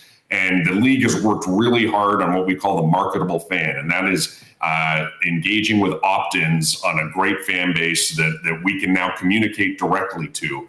And that started in the 10, 15,000 range a few years ago. We're well up over kind of 1.4 million fans that we have direct connections with now. So really great for those types of direct communication. But the second piece you mentioned is super important. It is not only delivery on of content, really cool content that the clubs and the league are focused on through various social media platforms, but it's also deciding which platforms you're distributing on. The content in itself has to appeal to that audience base, but the platform that you're delivering on also has to. So when we think about our social media strategy here at the league, you've got to figure out where you're going to put your resources. You can't. We don't have enough people to do something for everybody. So we've decided that TikTok, Instagram, and YouTube are the key three platforms that we're going to drive social to. It's not that we don't put out content on X or Snap or other areas, but when you say where are we going to put our eggs, we've decided that's where it is for today. The 15th and current commissioner of the Canadian Football League, Stewart Johnston, joining us here this morning. And Dusty, feel free to jump in on this one. Yeah, no, this is our big one. We've been waiting. The listeners and viewers are saying, get to the meat of this. Elephant in the room for us. Season-long fantasy. We're both in two different leagues. He's in a 6-man. I'm in a 4-man, celebrating our 10-year anniversary. They're in their 10-year anniversary. We're in year 3. So. But I guess the question, and it's funny we have you on today in week 6, because we're both in a bit of a conundrum here. You got 3 games this week, which really throws a huge spike into some lineups. Three bye weeks, so we're scrambling right now on the waiver wire. And so we're looking at each other this morning, and I told you all this stuff, yeah. But I guess the point is, the weekly fantasy is fun and all these things, and I'm sure you guys have talked on the road and such about the benefits of a season long, but specifically this week, with trying to get a lineup and running that waiver wire and everything, it's a conversation. We could have done the whole show on week 6 fantasy right now. Do you pick up Keandre Smith or do you not pick up Keandre Smith? Don't look at me like that again. Yeah. Just where are we on? I guess. The timeline for that, how difficult, I guess, it's not just as simple as getting out the spreadsheets like we do for a countrywide season-long fantasy league. But just your thoughts again on that, where we're at, what time is it, in maybe developing that, or how tough it would be to go down that road. Well, it's funny because you probably heard that Dustin and I had this conversation over a beer after a game. And look, I love to hear about the 6-man league and the 4-man league because that really helps solve an issue that we have as a league with only 9 teams. Yeah. Right. There is, when you think of a lot of drafts and, sometimes it's really large groups and you're doing it through a draft process. That's tough when you have limited number of players. I love the excitement that it creates in the two of you. I can see it jumping off the screen as I talk to you. We love it, man. It's great. And I am a huge believer in the importance of season-long fantasy. And so hearing from you and how 10-year anniversary, that's amazing. I want to, I want to encourage that. So I can't give you a timeline, but what I can say is I'm incredibly motivated to figure this out. Yes, and take that. And so the challenge to me, I'm putting on myself is how do we figure it out for 25, 26 next season. And then how do we, I want to make sure it's a great draft. It's a great platform. It's going to work. I've got things I got to fix on the digital side, across the board, our website and so forth. So I want to make sure that, this is a holistic look at our digital offering, not just very specifically season-long fantasy. However, season-long fantasy is incredibly important to me. There we go. I also want to wrap with that, but I do want to, because another thing we talked about was, a lot of people talk about the video game, and I thought what you said about, because so many people will be like, oh, I'm an NFL guy, and then I'm a CFL. That's why I'm so proud of my son, because we were at a barbecue a couple weeks ago, and a kid comes up to him, and he goes to my son Marshall. He's 10. He goes, are you an NFL fan?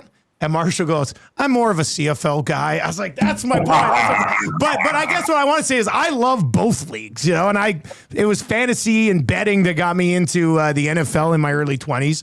And I think we can get a lot of people in the early 20s kind of coming over to our league for the same thing. But, the bumping heads on it is just unnecessary to me. And I thought you talked a lot about, working with the NFL to help grow the CFL. And I think that's important too.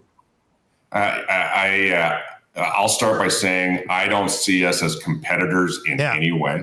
Look, in Canada, we'll compete on sponsorships and, some commercial activities, but that's fine. Nothing, I'm not worried about that. I do not like comparisons between league. I'm not really interested in who's more exciting and who has a better passing game and that sort of thing. We're all in the football business. And I'll tell you, I was in New York this week speaking with the NFL just to build that relationship. I know almost everybody at the NFL because of a long relationship in my previous career.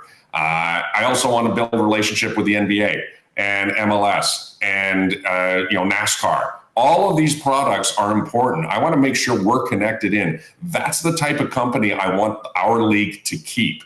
And when you specifically to the NFL, I love how focused they are in growing the game of football. And when I talked to them earlier this week, we talked about growing the game of football together. And I think that as long as kids are playing football, as long as you guys take a football to the park and throw it around, and we get flag football up and going, and we see what happens with the Olympics, and we have some natural rivalries, but not really. I don't mean that in a one better than the other, just rivalries. I think all of that is good. I'm a big proponent that rising tide lifts all boats, and we can do that with the NFL specifically, but also all sport. Stu, great stuff, man. We know you're busy, so we very much appreciate the time, and we'll chat again soon. I love it. Thanks, guys. There you go. That is the commissioner of the Canadian Football League. That was a very refreshing conversation. Got me excited. Hey, what did he say? Season-long fantasy is a priority? Swing. Did he say a priority? But I also like that he said a priority. He made the point that if you're going to do something like that, you got to do it right. Yeah, don't half-ass it. Because that's...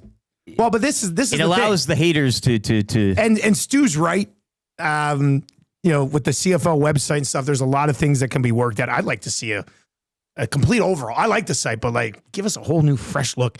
But they do have weekly fantasy, right? So if you already have part of the guts working on the back end, it shouldn't be groundbreaking to send those numbers to another platform. Yeah, with the data's there. Yeah. You're collecting it. The data's there. So yeah, they collect it. Let's just push it out with a different interface, and let us go on and do four. Could you imagine if next season you're doing the Dunya draft and I'm doing the Cavis Reid Fantasy Football League of Adult Things draft? We'd probably still do it in person, then input the team after. But other people could be doing it just online, a draft rate online for the CFL, and the option of if you want to join a 4-man. If you want to make a 6-man, if you want to, you meet new people. Like you can adjust. And Matty said his spreadsheets are available. He'll. Well, you used them. You guys copied our league pretty much, so it's we did. We copied it. We took the best parts of your league, added even better parts. imitation is flattery. And Hey, I don't know. I was. I think he's gonna make the season long fantasy stuff happen. I'm telling you. I know it sounds so simple, but Wow. I became an NFL fan. Like I didn't grow up watching NFL. I grew up playing Tecmo. So I became a Lions fan because of Barry Sanders, and it's probably one of the main reasons I'm still unbeaten in our Tecmo season. what was the talk though before fantasy? Was the video game talk? That was always a thing. Yeah. That's kind of gone to the back burner now. Yeah. Well, you know what we did? We talked about that when we were in Winnipeg, Stu and I. He said, you know, what would be big for the CFL, and I don't know how some people would take. I fully agree on this. Is if you could somehow just get the CFL as an option in Madden. Yeah. Right? Madden's a monster. So if there's people who are playing Madden all the time, flip through to another league, and all of a sudden you're like, wait, this field's bigger, and there's more room to do this, and there's do that. Oh, and there's only 3 down. Like, to me, that would be huge for the league, not just with the younger fan base, but for Americans who can watch their games on CBS Sports Network. FIFA, the video game, as you know, you can pick from any league. Yeah. It's the sport with the league. I do not like how you're abandoning your idea of Suitor 2025. Okay, yeah, I mean that would be fun. That would be fun. And him on the cover, you know, holding the ball. That would be good. No, holding it from the kick. Yeah, sure, whatever. Yeah. So I mean, I think that would be good. And you know, Trev, you're an NHL guy. You're a Chell kid. Yes, sir. Like when you go play international ice surface, it's a different size, isn't it? Yeah, I was just going to bring that up. Well, then what It's are we fun. doing here? It's Just fun. change the field. Yeah. Like I know so many people have been like, oh, that's tough to do. But in the NHL, No, they got 2-size rinks. they can do it. You can do 2-size fields. You can do it. So, and if Stu does, I mean, the role that he had at Bell was as up as you can get. So he knows these guys at the National Football League. So just weasel your way in there, man. Yeah. But well and connected. I know some people will be like, Dusty, you're simplifying it too much. But what I was saying earlier about, you know, how I got sucked into the NFL and how I know a lot of my buddies got sucked in the NFL. I was 23 years old. I had a job. I had a little bit of money. I'd wager on the league a bit and I'd play fantasy. And it got to the point where I could basically tell you every single roster offensively in the National Football League for the last 15, 16 years. You meet people at the bar who don't give a damn about it. Yeah. They don't care. Well, why are you watching this game? Oh, yeah. Oh, I got the Bengals minus 4.5. Oh, okay. Well, why do you care about this game? Well, I have T. Higgins on my fantasy team. Oh, do you know how to spell his name? No, but I draft him in my work league. You know, like it's such a good conversation piece. I'm telling you, season-long CFL fantasy would work wonders for connecting with, you know, everybody, but everybody in their 20s. That's how you keep attention. People want to be on their phones, scrolling to see if their team's beating their buddy's team.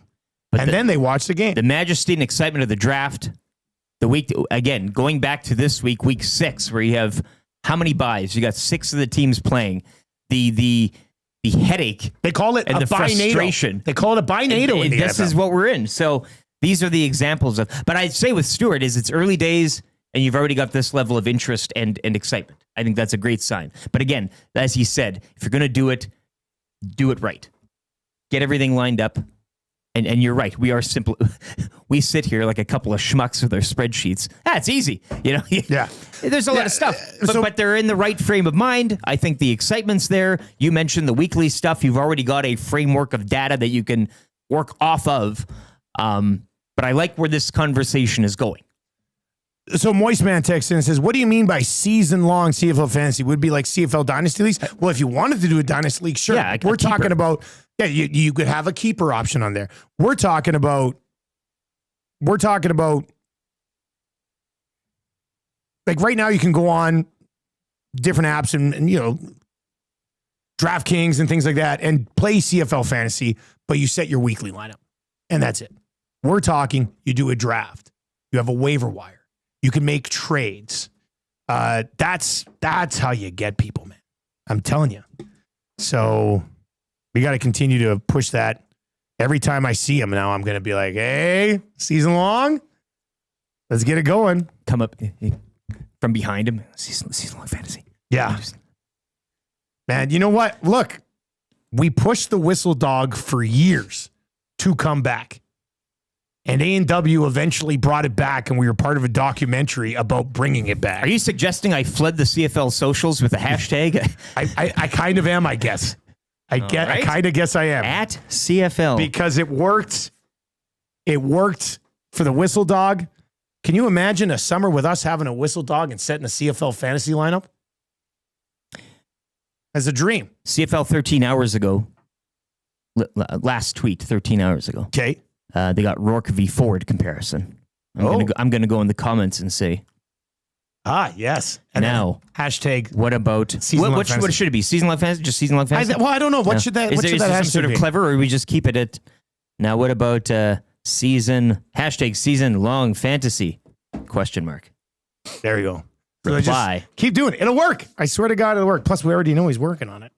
So then when he does it, we can be like, we got it done. Yeah, somebody in the tech, they'll be like, what's this hashtag here? Oh, yeah. I know that. Stewart was saying. All right, let's get to your Play Alberta early bird bet of the day. I got beef coming up, and Reid Wilkins is going to join us. I'm going to ask Reid, because we just had the commissioner on. We might have already asked Reid this earlier, but we'll run it back again. Your commissioner for one day. You get to make one change, one move in the CFL. Mine would be obviously to implement CFL season-long fantasy. Yours probably would be too. Would it be? What else would you change? Yeah, video games and other. Yeah. Again, I said that's kind of cooled though since they're on to fantasy, and Nolan from St. Albert says got to get CFL in the Sleeper app. In my opinion, the best fantasy app. Sleeper's a great app. Yeah, if the CFL can get on Sleeper and things like that, that would be huge. Actually, that's a great note. I'm going to make a note. I'm going to send that to his assistant. You got his number. I got all the numbers. All right. You know what? We're on this CFL train right now. So, and the Jays are off today. Choo choo. Yeah. So let's, how about you and I put together a little CFL parlay for the weekend? What is this? Morning lock shop? What?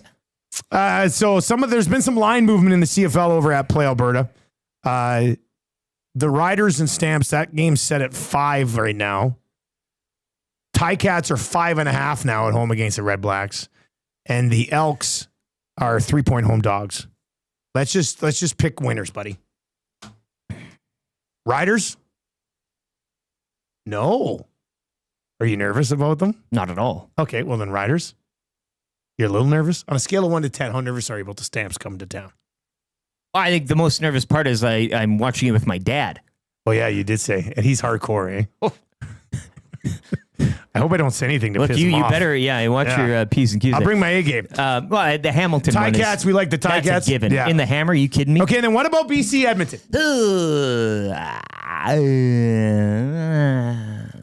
BC does not look as good as I thought they would. No, but you would think that they'll eventually look as good as you think they would. Yeah, but I'm trying to remember how good I thought they'd look. Maybe it was all an illusion. They're flying high off that win in Montreal. They got a player suspended. What about this? What if we just? I'm cheating now because I said we take. What if we just take the over 51.5 points? Look, this is your game. You make the rules. I'm not. But no, but I'm just saying. You said we pick winners. We don't have to. You can modify it. I'm up for it. Wherever you want to go. Let's just take the over in that game. 51.5. Yeah. I like that. You know what? I'm going to move it down to 49.5, just because we can. So let's go. We're going to boost this bad boy. Boosted early bird bets over to our team at PA. What do we say? Riders money line, Ticats money line, and BC Edmonton over 49.5 points. Lock it in. Boom. Sent. That'll be up. It won't be as good as that 6-1 number I got on that 6-leg teaser. And one of the things we talked about with Play Alberta when I was negotiating with them is that they really want to push CFL betting. They're huge partners of both the Stamps and the Elks. Yep. Play Alberta Field down at Commonwealth. And so I was chatting with them briefly about that. And they said it's very much helping. We're driving a ton of CFL betting. Good. At Play Alberta right now. So that's nice. You'll be able to find that one today. It'll be EST Specials page. Wannick and I with a ton of CFL stuff on the Lock Shop today. We're very excited about that. So that should be a good time. All right, who's got beefs? What do you got beef with? And hey, if you're commissioner of the league, what do you do? And also, that was a good conversation, eh? Yeah. I thought that was a good chat with the commissioner.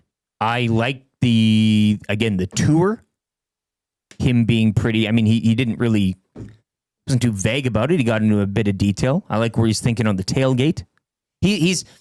I could see the tailgate surprising somebody who hasn't been to a bunch of regular season games. I really loved Mark Cohen when he was commissioner because he was kind of a man of the. He'd go in, he'd rub shoulders, he'd get in the dirty spots, and he wasn't afraid because that's the CFL to me. There's no velvet ropes. There's no you don't got to be suit and tie guy all the time. You can get down there and mix it up. And by my account, that's what he was doing in these markets, is mixing it up. And instead of just the Grey Cup parties and the big shows and the big dues the league's put on, he's gone to the games, getting a taste, a local flair of each and every market. So good to see that he gets in there and he gets it. He's been a fan. He's a fan first, and now he's in all of these different business roles and production and now commissioning the league. But it's good to see him get in there and kind of get a real taste. All right. What do you have beef with? It's time for I Got Beef. 780-218-9999. 780-218-9999. Text your beefs to the inbox right now. We've got beefs. You've got beefs. We've all got beefs. Reid Wilkins is on the way too around 7:45 this morning. 8 o'clock hour, kind of easy trivia, 3 questions too many, fired up for Gemco, Scalding Hot Takes, and the wrap for our partners over at William Huff. Let's get to a sports update right now for the great staff at Park Mazda. Changing 100.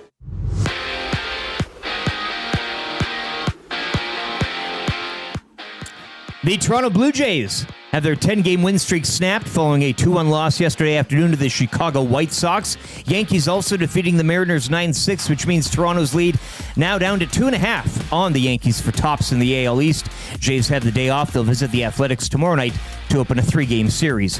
Riverhawks over the Bells 5-4. Hawks now just a game back of Bellingham for first in the division. That series wraps up later tonight. Cactus Rats, they fall 7-5 to the Giants up in Fort McMurray, as they're back on the diamond tonight visiting the Lethbridge Bulls. And in the NBA, Devin Booker agrees to a 2-year, $145 million max extension with the Suns. It becomes the highest annual extension salary in NBA history. Sports Update is brought to you by the great staff at Park Mazda and dealer principal Mitch Lewicki, where he's proud to welcome new sales associate Christian Horner to the team. Hi there. If you're like me, you like to picture yourself in luxury, even though there's absolutely no way you could afford it. And if you can, well, even better. Thankfully, I picture myself in something that is luxury, but still absolutely affordable, like the all-new Mazda CX-90 from Park Mazda. With the new luxury features like facial recognition settings and quilted detail Napa leather seating, I can pretend to be comfortable with all of my proper settings activated without even touching a button, thanks to Mitch Lewicki and the great staff at Park Mazda. I like to picture Mitch Lewicki as a figure skater. He wears like a white outfit and he does interpretive ice dances to my life's journey. Park Mazda, your dealer for life in Sherwood Park off Y Road, parkmazda.ca. Year-old kid about 75 pounds on the basketball court against the neighborhood bully, kicking his behind left, right, and center. I call you when I need you, my heart's on fire. When it was all said and done, he was a little upset, so he punched me in the mouth. You come to me, wild and wild. My uncles were over on the side, observing, talking amongst themselves, adult things. When you come to me, when he punched me in my mouth, I decided I'm running to my uncle. And you know what he did? He pushed me back to him. I went back and he punched me in my mouth again. I ran to my uncle, looking for protection. Needed Big Brother to protect me. He pushed me back again. And you know what I did? I faced him in the eyes and I said, my uncle's not going to help me. And I punched him in the face. Then I looked him in the eye and I said, then what? Now what? Now what? Now what are you going to do? you're simply the best. Better than all the rest. Better than anyone. Anyone I ever met. Stuck in your heart. I hang on every word you say.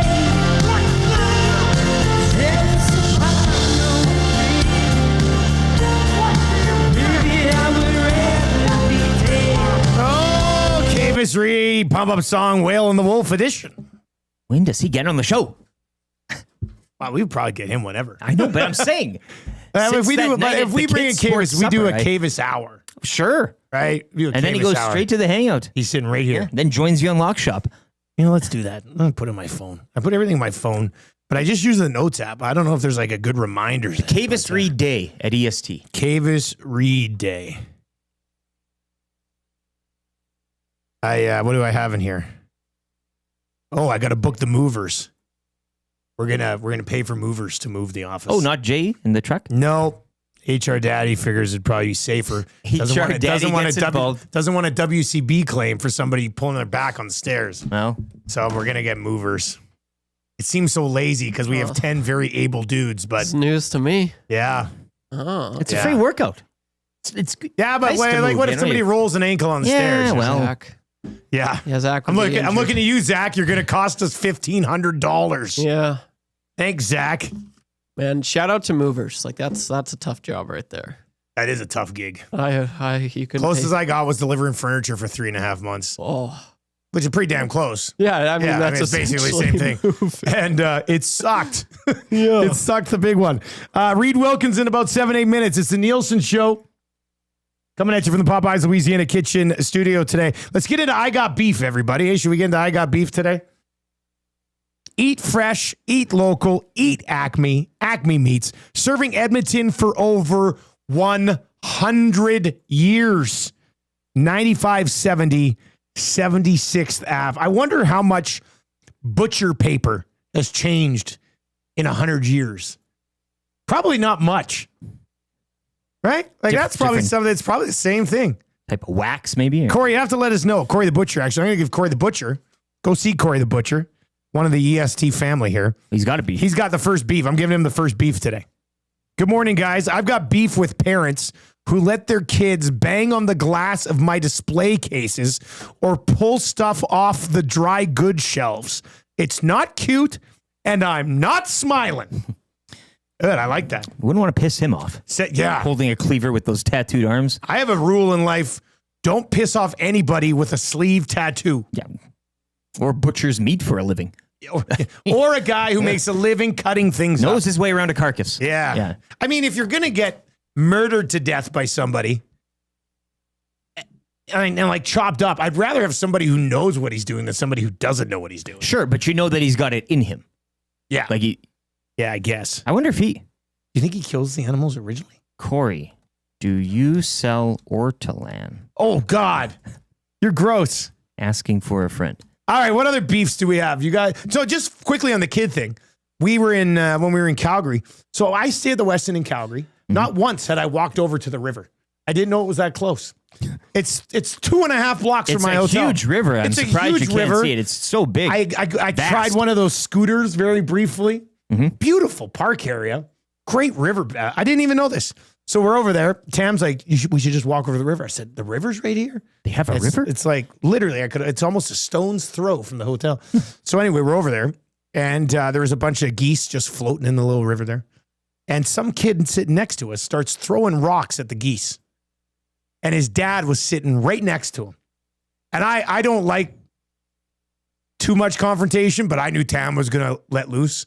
So I got up and kind of walked away because I told her, I said, don't say anything. The geese will leave. If they're smart geese, they'll leave. I like how instead of directing Tam away from it, you just left. I was just like, I'm out. Well, yeah. I told her briefly. I was like, good night. So I guess my beef would kind of be with parents too. Cause I'm sitting there and the first geese left, the goose, he left. And then I thought, okay, we're good. Yeah. And then like 5 minutes later, a duck comes floating over. Not floating either. That duck's legs are moving. It comes flying right over like it was asking for trouble. Yeah. And I saw this kid pick up a huge thing of stones. And that's when I was like, oh, I know Tam's not letting this fly this time. So I walked away. I went over, sat on like the other side. And I like turned around, sat front down. Row seat. Yeah. And I was just like, well, let's see how this goes. And sure enough, this kid was throwing rocks at the duck. And Tammy was just like, and the dad was he's just kind of sitting down the way. And Tammy's like, don't throw rocks at the animals. In the teacher voice. Yeah. Like that. And then that was it. The duck kind of gave my wife a wink and Swam off. Like, thank you. Dapped up. Yeah. Well, why are you doing that? Why are you letting your kid throw rocks at a duck who's just minding its own business? Yeah, that's not. So I got beef with incompetent parents as well. Well, I'd What's get your a beef? dossier on that kid. Like, the harming animals that Yeah, exactly. It's a bad sign. Yeah, I went over to a police officer. And so you might want to arrest this little boy. Preactive measure. He's going to become a butcher one day and cut somebody up. Yeah. All right, what's your beef? Well, I'm anxious to hear what Trevor's got in the holster here. Yeah, I do have beef today. And, it kind of just goes back to like my school days. I love school. I thought it was a lot of fun, but I just wish, there's social studies, history, you learn about all that stuff. You know what? One thing, I wish there was a class that was just called adulting, where you just say it prepped you for life after school. Okay. And I'm talking about, taxes. I'm talking about, all that financing, mortgages, all that stuff that you just don't learn. And you kind of are just like, Like as soon as you graduate, it's kind of, you ask your parents maybe a little bit, but I guess what I'm getting at is what happened to you, buddy? Well, it's just like I've got beef with insurance, and I don't necessarily know the answer to this. Okay. But I've had my car since I was 16, right? I've been driving for 10 years now. Wow, that's crazy. A decade. I'm 26. But riddle me this. I don't know the answer. So I've been paying insurance ever since I had the car, right? Yep. That's how it works. Yeah, that's how it works. Do I ever get this money back? Ever? Like, what happens with it? I'm just paying. Like, there's a chance that I'm never going to get in a car accident. It's true. If you never get a car accident, the entire thing's a waste. So my whole life, I'm just pissing away this money, and I never get it back? Yeah, unless you get in an accident, and then they cover some stuff for you. That is the dumbest thing I've ever heard. Like, I don't know who made that rule, but that should not be a rule. If I was ever prime minister, insurance is done. It's gone. And same with parking tickets as well. It's just ridiculous. Trev, do you know that we have to have insurance? I have to pay insurance. Yes. For us to be on the air. I did not know. Like, I hate it. I hate it. Are you we'll getting never that get money anything back? back from it. I'll never get it back. And it's not cheap. And it wasn't the cost I was expecting to have at the beginning.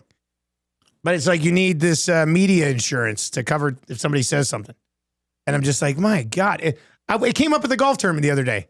Probably right after we were chatting with Kevin, who has he's an insurance guy. Sorry, Kev. But we're driving away. And I said, man, insurance has to be a scam. Like, it just has to be a scam. Yes.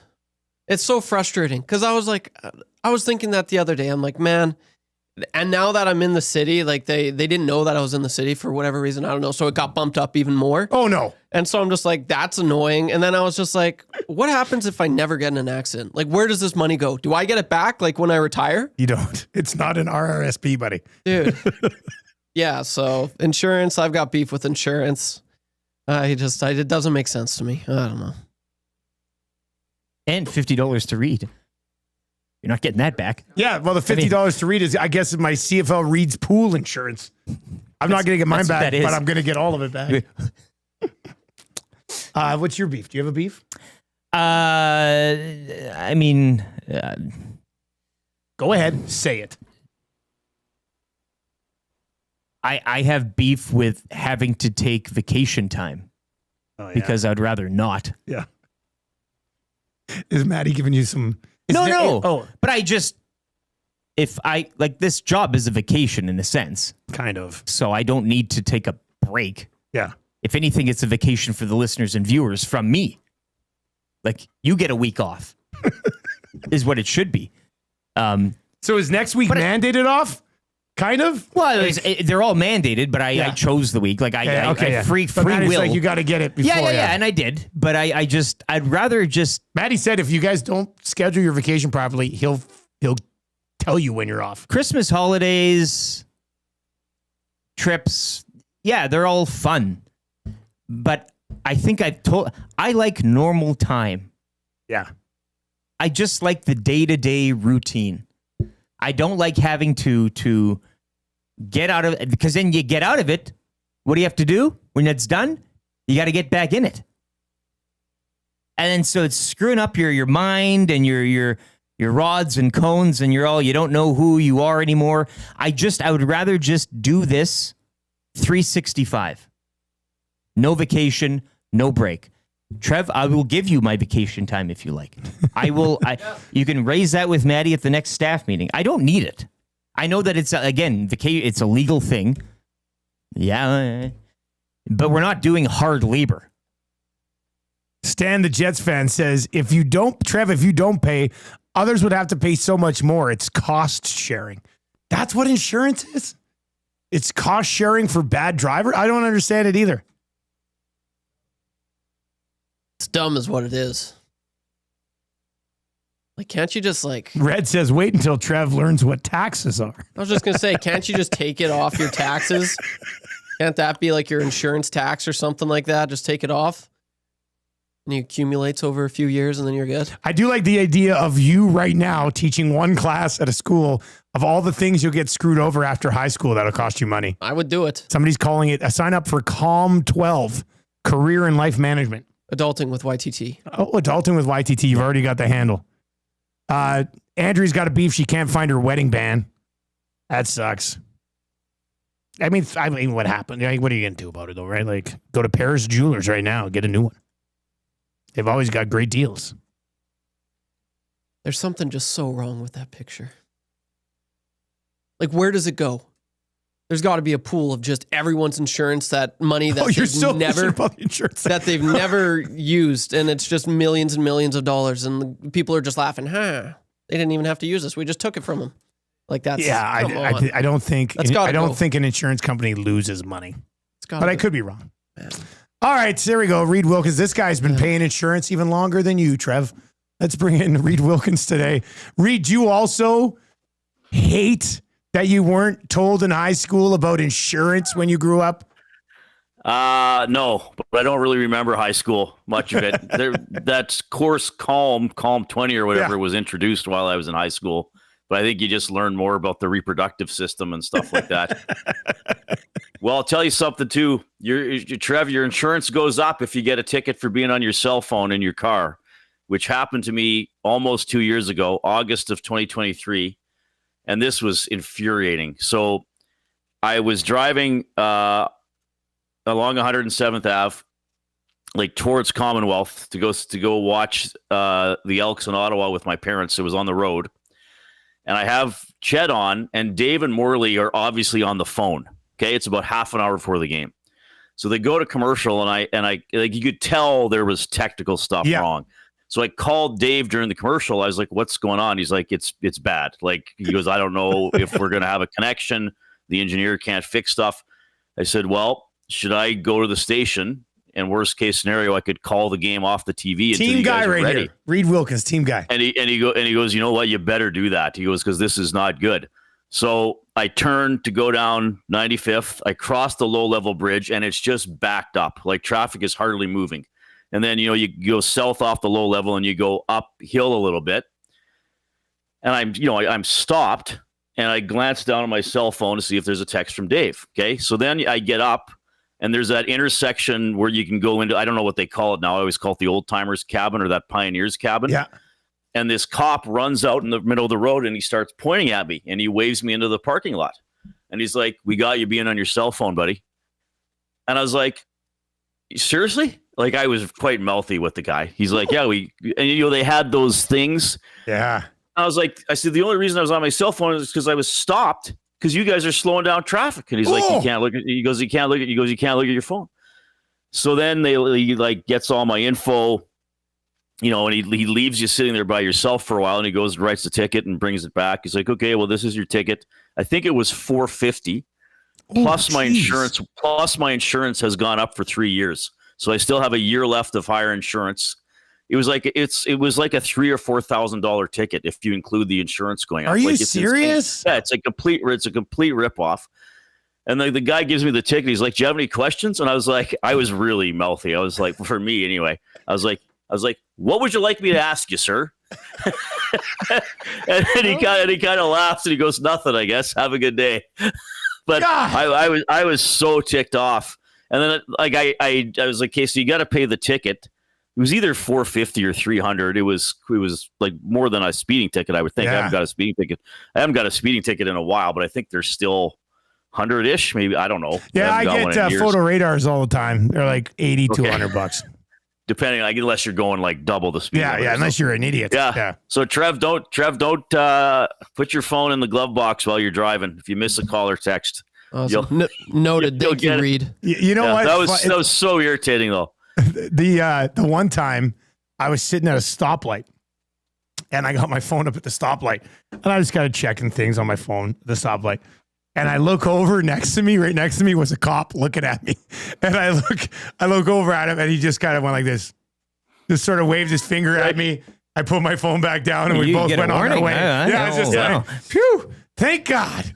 That's very nice of you. So, but I've seen them. I'd seen them in that spot before, but traffic had never slowed down to that extent. And you always think they're catching speeders because I think you come off the low level, and then it goes to 3 lanes. Because a few years ago they widened that and added a lane. So maybe they're getting people flying off the bridge, going from 40 to 70 in a 50 or 60 zone. Right. And it's weird there because you can't really see them. There's a bit of a blind spot because it curves, so you can't see them camped out by the cabin or whatever it's called. So Trev, that's annoying, buddy. And then sometimes people don't give you money to go in a pool. Hey, Did you not get the transfer last night?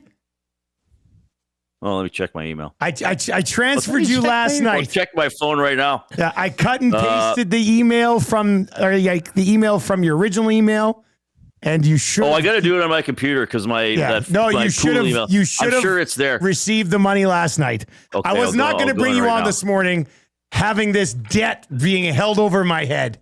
I even told your dad about it. Oh, I know. He told me. He thought it was funny. He's sitting there, and he knew that you hadn't paid. Yeah. Yeah, he tells me after, he goes, you have to pay Reid for the pool. I was like, I'll get to it. That's like, amazing. Relax. Calm down. I was just telling him half as a joke, and he's like, where are you? Dustin Nielson, Interac e-transfer. Okay, I'll claim it while we're on it. Oh, no, I'll be too distracted. I'll probably get another ticket from that young cop. You'll like the, I gave you a good clue for your password. You'll know it. You'll like a good question. Oh, I'm titillated now to look at that. Yeah. You'll have fun with that. Oh, what was I? Oh, damn. What was I going to say? Oh, about was I the last one to pay? Oh, by over a week. Yeah. Oh, no. Yeah. Oh, sorry, man. How about this, Eric? He actually failed to meet even the second deadline. So here's what I do. So I've been running this pool. Well, a penalty now, right? There's got to be some sort of fine. Well, you can't do much. I've been running the pool since 2000 or 2001. Okay. And so what I've usually done is, and when I started it, I don't even think there was Interac e-transfer. You just had to get money. Probably wouldn't have been, no.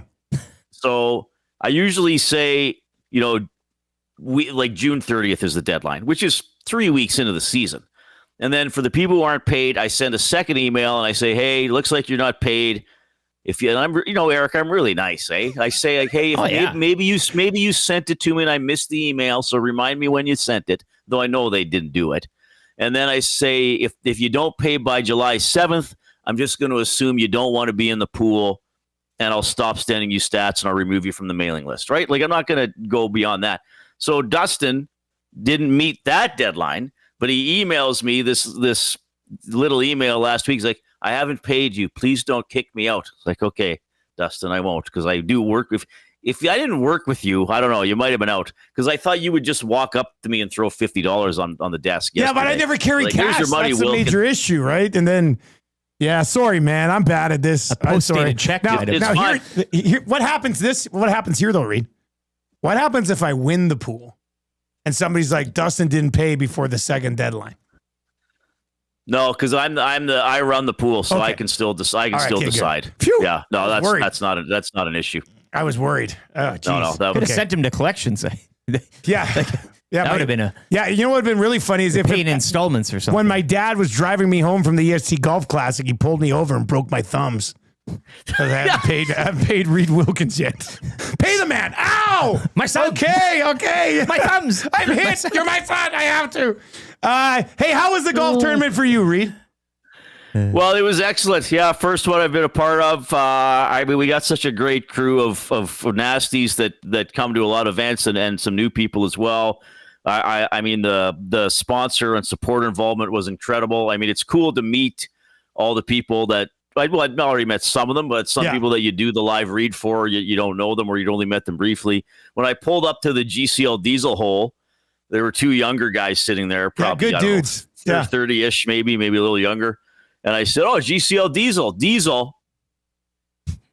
Understood. And the one guy knew. He went understood with me. I think the other guy was kind of like, why did that guy pause like that? But at least one of the 2 of them listens.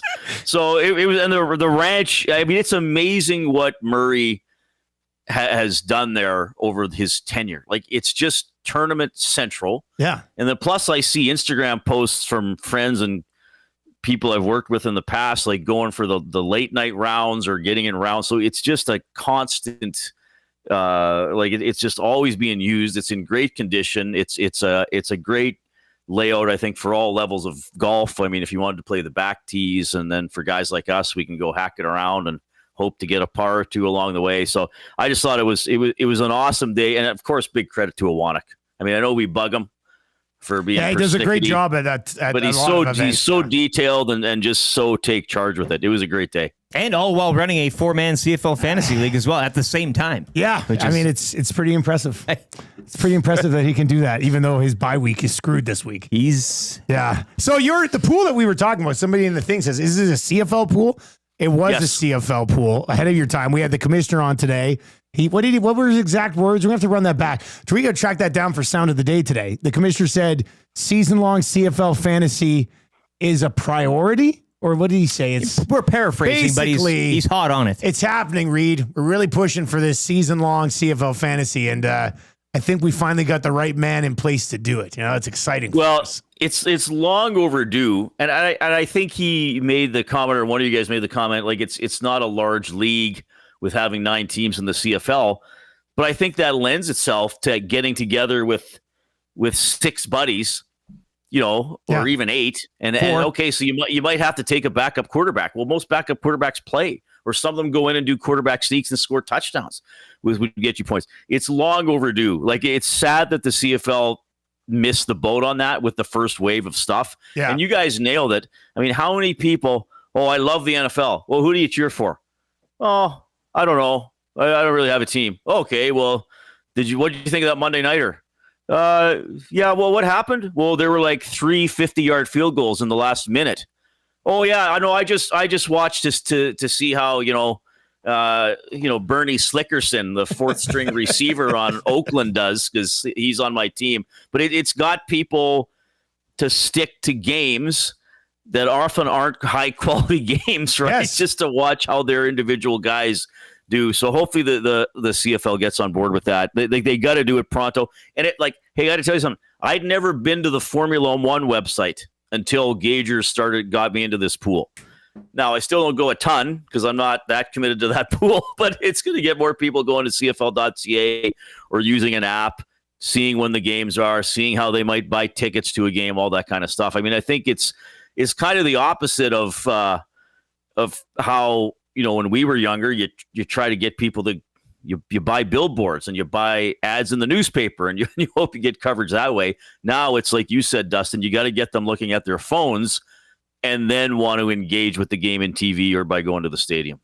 That's what it is, though. Like, I felt like an idiot when I simplified that question so much, and I was just, you just have to be on this. Yeah. Like, this if you're trying to connect with people in their 20s and even earlier and younger, just got to be on this. You may not love it, but that's the things that's on your phone are cool. And if the CFL is popping up on your TikTok feed, you're going to be like, wait a second, what's this? And then if it says at the bottom of the TikTok, play season-long fantasy here. Oh, I like fantasy. Click. There's another sucker. You're in. That's in. It's just. I think it's the way to go. I don't know. I'm very biased because I travel around a lot and call games and stuff. But I think the league's in a pretty good spot moving forward here. I like where it's at right now. What about you, Reid? And just be honest. I mean, if you don't, it's fine.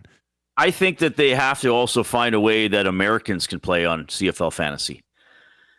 Yeah. I remember I joined this. There used to be this computer baseball game I played called Diamond Mind, and it's just a stats simulation. And I somehow through like a message board got in this league with all these American guys. And then randomly one day I get an email from a guy who goes, "Hey, Reid, how's Brad Banks doing? He must be lighting up the CFL." Because he went to Iowa or wherever the guy lived. And I was like, well, he's the backup in Ottawa and he's not that good. He's like, oh, I thought he would kill it in Canada. And I was like, well, so they need to go. I think I was saying to Jay yesterday, I think this is the best CFL season we've seen since COVID so far. The scores are up. I think the excitement is up, and I think there's now a better crop of quarterbacks than we've seen in a while. Yeah. I don't know if it's quite the Ray, Calvillo, and Burris days, but it's approaching that. Like, there's nobody whose quarterback is a complete dud. I don't think. There's a good mix of established and like a Davis Alexander, Drew. Like, there's guys filling in those gaps too now. Yeah. Right, and we've seen, kick return touchdowns. Obviously, 2 games had 2 kick return touchdowns over the weekend. Higher scores, or if they're not higher scores, you get a crazy ending like BC and Montreal. That's still a very watchable game. Dustin, if I know I got to go soon, but you said you were probably going to ask me. Yeah. The one thing I didn't want to put you on the spot, but what would you do? Well, I know what it is, and I would get rid of the divisions. I really would. You just go league wide. 1 through 9. I don't hate that. I don't think that it's confusing. I think it would vary the playoff matchups a little bit more. I think it would keep different races alive, because it's like, well, we're trying to hold off the 7th place team for 6th, but if we win our last 2 games, we might go up to 4th and host a quarterfinal. Like, I think it keeps more teams in the mix for more different combinations. So I would do that. And then there's the risk of like, well, what if Edmonton and Calgary both host a playoff game on the same weekend? Honestly, I would do 1 playoff game on a Friday night, and I would do 1 on Saturday afternoon. I know TV probably wants a doubleheader to keep people watching, but they've kind of claimed Friday night. So why couldn't you have a playoff game Friday, like a quarterfinal Friday, a quarterfinal Saturday afternoon, a semifinal Friday night, a semifinal Saturday afternoon? And I think I would have Grey Cup Saturday. I really would. Because Sunday, like even if the Grey Cup's not great, if it's not great quality, people are flipping right away, right? Yeah. Like claim it on a Saturday afternoon. If you bleed into Hockey Night in Canada with Rogers, so what? I mean, you'd have the 4th quarter. Those are the changes I would make. Good stuff, buddy. What's coming up on your show today? The Past the Pantry Athlete of the Week. Jay books these. I believe we have a young BMX racer today. So that's going to be awesome. pretty good. I'm going to have Letestu on, but it's either today or tomorrow. I mean, awesome that he got that AHL head coaching job in Colorado, and we're working on a couple of. We might have a Chuck Wagon guest today or tomorrow too, which will be fun. So, do you think Jay is rigging the Chuck Wagon races right now, or what? He's been hitting pretty good bets. And how is he doing it? If like I used to cover the Chucks, so usually there's a small tier of guys that are the best bets to get the fastest time each night. So he's plugged into it, man. He knows what's going on. He's got the stopwatch going. Good stuff, man. We'll see you at the office a little bit later on. Okay, see ya. There you go. That is Reid Wilkins from the Reid Wilkins Show. If you've not yet checked out the Reid Wilkins Show, I'm telling you, it is the best possible conversation you'll find anywhere in the city every single afternoon from 3 until 6 with he and the glue guy, Jay Milne. The rodeo rigger. How lucky am I that I sent him the $50 last night? I knew it. It's like, I got to get it to him before I'm on the air with him. This segment's sponsored by you sending him $50. Yeah. I like how he didn't need it that bad, obviously. No, I mean, I hope he's not spending. I think no, but I mean, he just, oh, yeah, okay. I'll but I was the latest by over a week. It'd be a tough look if you do wind up. If Reid thinks that bad, he should ask Telus. I'm always late on Telus. Those guys drive me nuts. All right. Who wants to play kind of easy trivia today? We got a gift certificate to Mr. Mike's where it's Platterpalooza. I believe it's all summer long. All summer. So we'll have that coming up. If you want to play kind of easy trivia, text Trevor. Oh, that seemed weird. I don't know why I said that. I don't think you've ever said my name, my full name. That was weird. Trevor? Yeah. I haven't even. It's weird. You know what's weird is the amount of people that call me Trev in Edmonton. That's an Edmonton thing. Like back home, it's Trevor. And so all my family, when they hear Trev, they're like, well, why are you telling people? I'm like, no, people just call me Trev up here. That's how it works. But yeah, so nobody ever called me Dusty until I moved here. Yeah, it's interesting how it works. Yeah. Anyway, text Trevor. I call you Nelly. 780-218-9999. 780-218-9999. This text comes in from a 306 number. It says, I've been donating to Reid's pool for years, hoping to win one day. Gord S. Not in the pool, just giving him $50 every year. And doesn't even send him pics. Yeah. Just donates. If you want to play kind of easy trivia, 780-218-9999, 780-218-9999. Let's get to a sports update for the fine folks at Windsor Plywood Leduc. And on the other side, fun third hour coming up as well. We've got 3 questions too many. We've got kind of easy trivia. We're going to get fired up for Gemco Fireplaces. Scalding Hot Takes is on the way. And the wrap for William Huff, all on the way in hour number 3. Let's get to the update.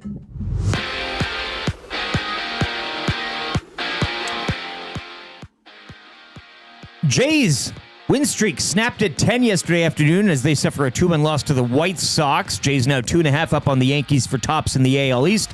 They'll have the day off and visit the Athletics tomorrow night to open a 3-game series. The Riverhawks, they win again. They beat the Bells 5-4. They are now just a game back of Bellingham for tops in the Div. That series wraps up later tonight. Cactus Rats, they suffer a 7-5 loss up in Fort McMurray to the Giants. They're back on the diamond tonight down in Lethbridge.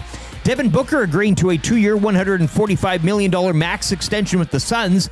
It becomes the highest annual extension salary in league history. And Columbus Blue Jackets first-round pick Pyotr Andrianov signs a 5-year deal extension with CSKA Moscow of the KHL earlier this morning.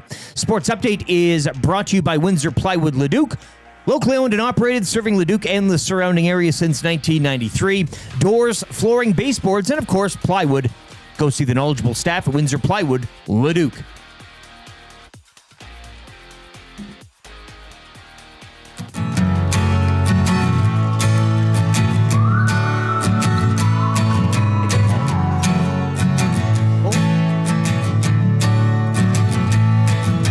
The Nasty Bash was awesome, so let's remember it with this song. The EST on Corey B, tattoo is still looking strong. 6:30 wasn't working, so old Smash said so long. AM Nasty C and Frazier yelling, turn your headlights on.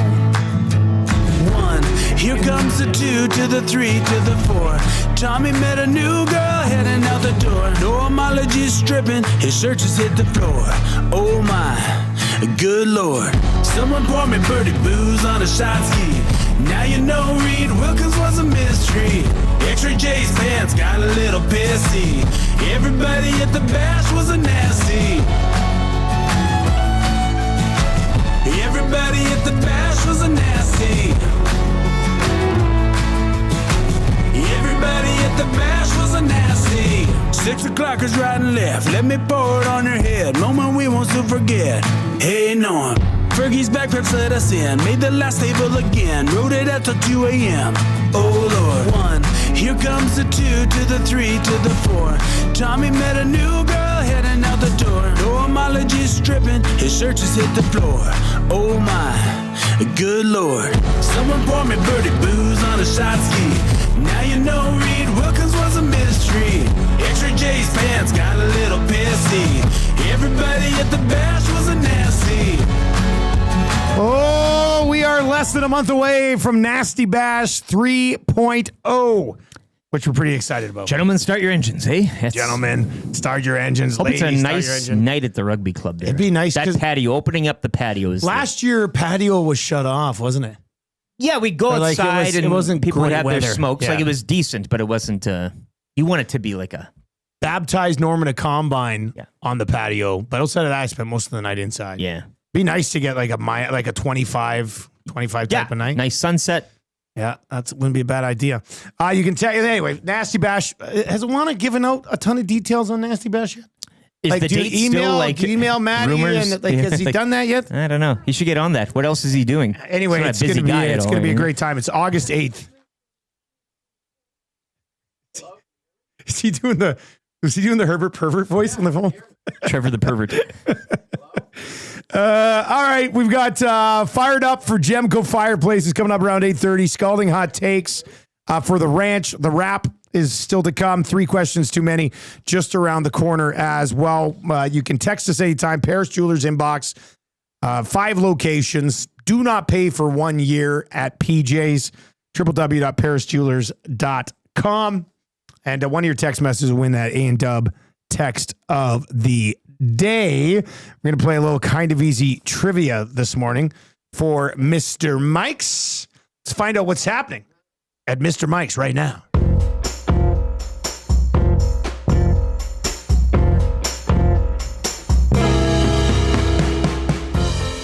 Mr. Mike's is turning up the sizzle this summer with Bladderpalooza. From barbecue rib platters to coastal combos with lobsters and prawns, it's big flavor all summer long. Plus, for your shot at sizzling summer prizes, get into Mr. Mike's.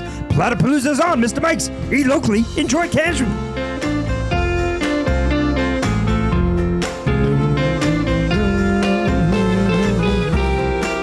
We're going to be, that promotion's going to be coming to an end here soon. I hope not. The days are getting shorter. It's not as bright out. Probably be good for a little bit still.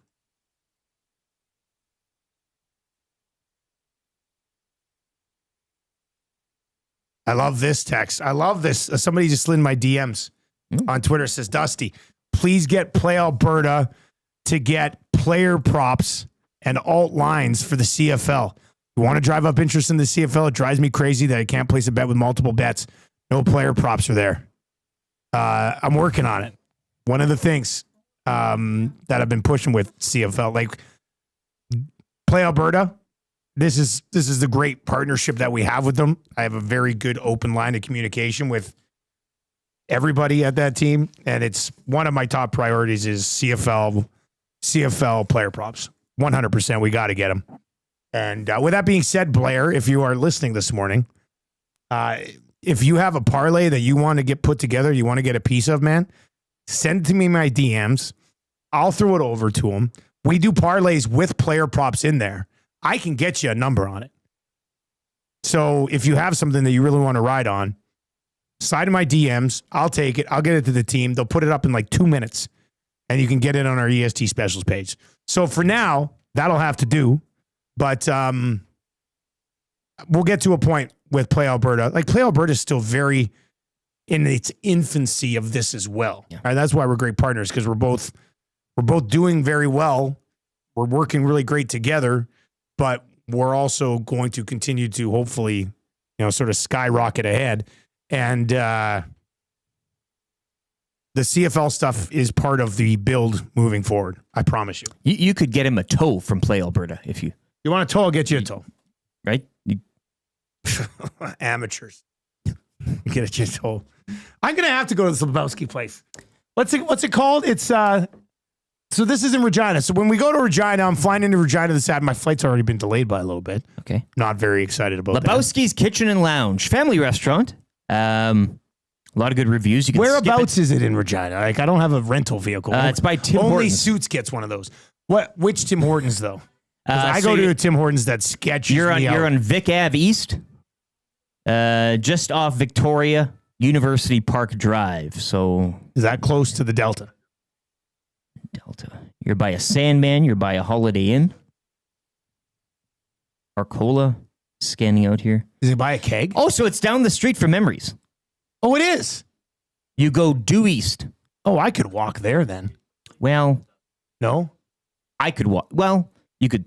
Yeah, I could take a short cab ride. You could take a Okay. All right, we got to play kind of easy trivia here. Hey, let's Trev, who's playing today, man? Who we end up getting? This is Bronco Nick. Bronco Nick is going to play today. Needs to get 3 out of 5 correct. Let's bring in Bronco Nick. Bronco Nick, you ready to go? I'm ready. All right, he's always ready. Here we go.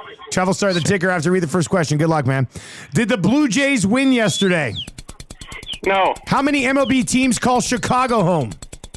2. What sport does Ike Howard play? Hockey. Which league's commissioner did we have on the show this morning? The CFL. Which city is home to the CFL's Rough Riders? Saskatchewan, and it's in Regina. Oh, Ramos gets a nipple erection. Oh, is that dirty? This is not just a dream, it's a wet dream of orgasmic proportions. Oh, is that dirty? Frustration sets in and the emotion goes out, and then you just start playing by yourself. Oh, is that dirty? You cannot come to my house. No, not today. You cannot come to my house. No, not today.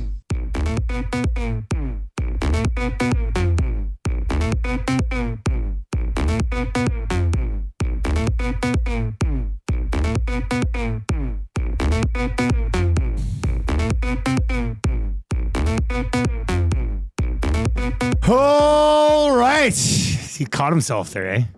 Saskatchewan, but it's in Regina. Double the points. I give it to him anyway. Everyone's in a good mood today. The commissioner of the Canadian Football League, as quoted, saying this morning on Edmonton Sports Talk, I'm incredibly motivated for season-long CFL fantasy. CFL News has to be pumping that one out, hey? There's got to be You'd be on that. There's got to be a retweet. Or F you. Yes. That you should have. Yeah, CFL Man, late if Stewart news. knew what he's doing, you should have said that, or F you. Yeah. That would have been funny. Fired up for Jemco's on the way. Scalding Hot Takes as well. The rap for William Huff. Lots to get to. And if you're watching on YouTube today, hammer the thumbs up for us. It would be very much appreciated. 12 away from changing 200. So let's blow through that bad boy. And yeah, we can dive into the Paris Jewelers inbox, 780-218-9999. Let's get into 3 questions too many today. Lieutenant Eric, do you have a lineup for the segments? Yes, I do. 3 questions too many, brought to you by the great staff at Park Mazda and dealer principal Mitch Lewicki. When are we going to get to the Devin Booker talk? Park Mazda, your dealer for life. Well, what have you been saying in the update about Booker? Yeah, it's a 2-year, $145 million max extension, the highest annual extension salary in NBA history. It's a $72 million a year. Just over above SGA. Yeah. So, and the NBA financially has to be in just an incredible spot. And Stewart said he's not only talking to the NFL, but also the NBA. And he did. He said MLS. And MLS, that's the one that's kind of a pyramid scheme. They're handing out franchises like candy on Halloween. Yeah. So, but and look, Booker's a good player. Good. But the highest, as we say in hockey, the highest AAV in the league. AAV. Booker's going to make $20 million more than LeBron this year. And everybody's bitching about, LeBron took his player option for $52 million and Devin Booker's making $72 million? Go on. What are we doing here? God, that's just insane. Booker should not be the highest paid player in the league per year. I know it's just 2 years, and I understand, the NBA CBA is a very complicated mistress, but that just shouldn't be a thing. This would be the equivalent, who is Devin Booker in the NHL? Let me think about this for a second. Who would Booker be in the NHL? Now, this is just jumping off top Clayton of the dome Keller. here. Yes! Holy! That's what I was going to say. Button brought up the... Oh, yeah, I guess he did. But no, that's what I was going to say. Is he a paper tiger? I can't believe you guessed Clayton Keller. I was going to say Clayton Keller. That's like Clayton Keller. No. Wow, I can't believe you said the name I was thinking. It's like when you had ESP stuff. That brief cologne obsession that you... Cologne? I was going to be cologne guy there for a bit. Yeah, you're right. But yeah, no, this is like Clayton Keller being the highest paid player in the NHL. Wouldn't that be something? Amish Man 19 says Clayton Keller as well. Then he said Jinx. Did he say that right when he said Smitty the Welder says Booker's great? Smitty, go away. Not today, buddy. It's not even close. He won the Matheson book.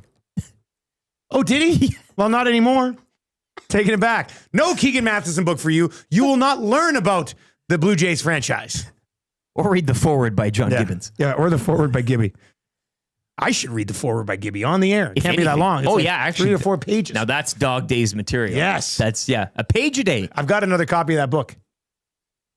So maybe we'll bring it in and we'll read the Gibby forward. Wait, no, it's probably only 5 pages. I can read the whole thing. Yeah, a week. A week forward. Nobody the whole thing. You know what we could do? We could turn this TV into a fireplace. Mm-hmm. and then I could read the forward by Gibby. Get those pipes back out from the Gentleman's Sweep show. Yeah. We'll bring in the wine. Nielson Show Book Club.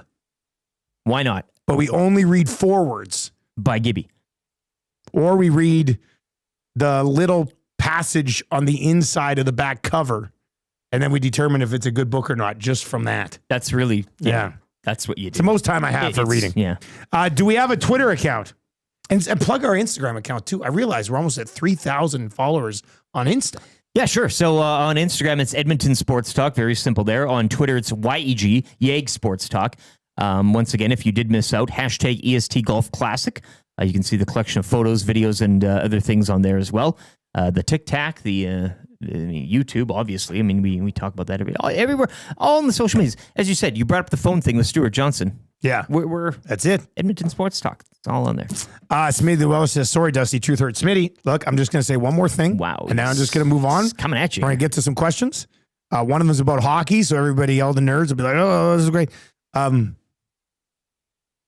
Every single NBA team this year, if they said you could have one guy you're trying to win this season, you could have one guy put on your team.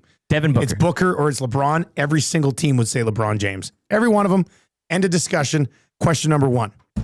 Who do you guys think is more ready for the NHL? Ike Howard or Matty Savoy? Well, the answer to every question right now is Ike Howard. So I'll go with Ike Howard. The guy can do no wrong. He's got the attitude.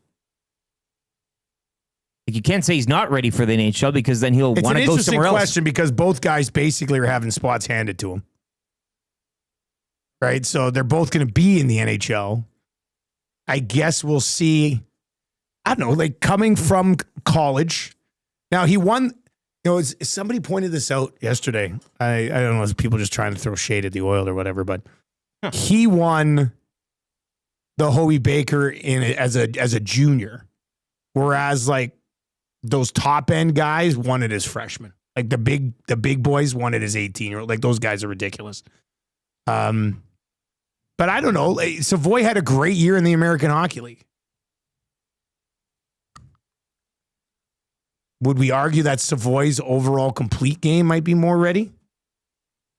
I'd also say it's kind of a moot point because they're both going to be on the team to start the year anyway. Trev, what do you... It's kind of a tough compare. It's a good question. I wonder will Trevor will go. This is a good question. I don't know. I would. I mean, technically, I'm going in blind, but I think I'm going to say name. Savoy with a year in the American Hockey League under his belt. I think that's just me. He does have more experience under the belt, so I'll give that to Matt Savoy. But you love this guy. I mean, as far as points goes, I see Howard having more at the end of the. So I really do think Savoy is probably more prepared for this upcoming season, having played with vets the last year or professional hockey players. But I don't think it really matters. I think Howard will, at the end of the season, probably have more points. If you're just going off of points, that's kind of what I'm going off of. I'd probably give it to Howard then. I think just because we're on this sort of Howard train the last couple of days, Savoy offensively was a stud through junior. Yeah. Like a stud. He put up 90 points in 65 games as a rookie in the Western Hockey League. Put up 95 points in 62 games in his second year. And then over that third year where he played, he was in the NHL. He was for one game. He was in the AHL for 6 games.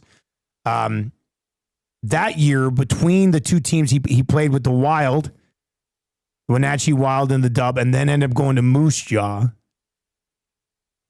and went on to win the WHL title. That year, he played, 34 games and finished with 71 points.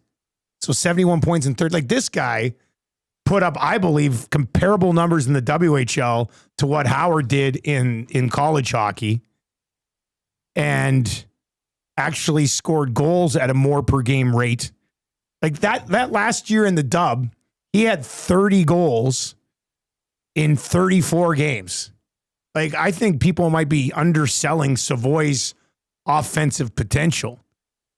I think, and then he goes and puts up 54 points in 66 games, first year pro. Yeah. So I think it is. Yeah. It's very interesting. They're both 21 years old. Yeah.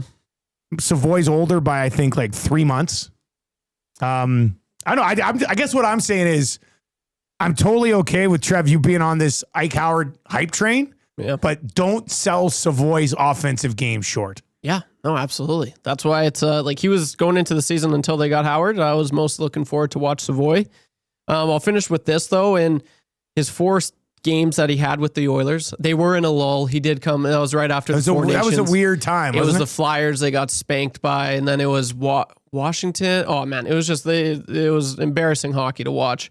So I don't know how much stock you put into it, but he did have 1 assist, and like he was okay. He wasn't crazy noticeable. I think if you had 4 games going into next season, Howard's going to be very noticeable in those 4 games. You think so? Yes. I'm interested to see where these 2 guys slot in. I mean, we have the whole summer to talk about it. So, all right, question number 2. If you had to pick just one player to score a touchdown in the Canadian Football League this week, who would it be? 6 teams playing, 3 games, 1 player to score a touchdown. Like carrying the ball into the end zone? Or like throwing? No, it has to score it. Carry it or catch it in the end zone. Are you going to say Tommy Stevens? I thought you were leaning towards the Tommy Stevens. Wouldn't be a bad pick there. For selfish purposes, Adebaboye. Oh, see, you're putting your fantasy selfish purposes ahead of the Riders. I thought you were going to say AJ Alent. Or Keon Hatcher, Tim White, or Eugene Lewis. You're going with one of yeah. the 3. I mean, I gotta really need a Keandre Smith touchdown this week. You know what? I'll go Kenny Lawler. Stay hot, Bo. Safe bet. Yeah. Hopefully Bo does stay hot. Kenny Lawler touchdown. That'll be my anytime touchdown score in the CFL this week. Big Uke says Trev is still picking Howard to score the touchdown. Howard? Ike Howard over here? Yeah. Maybe.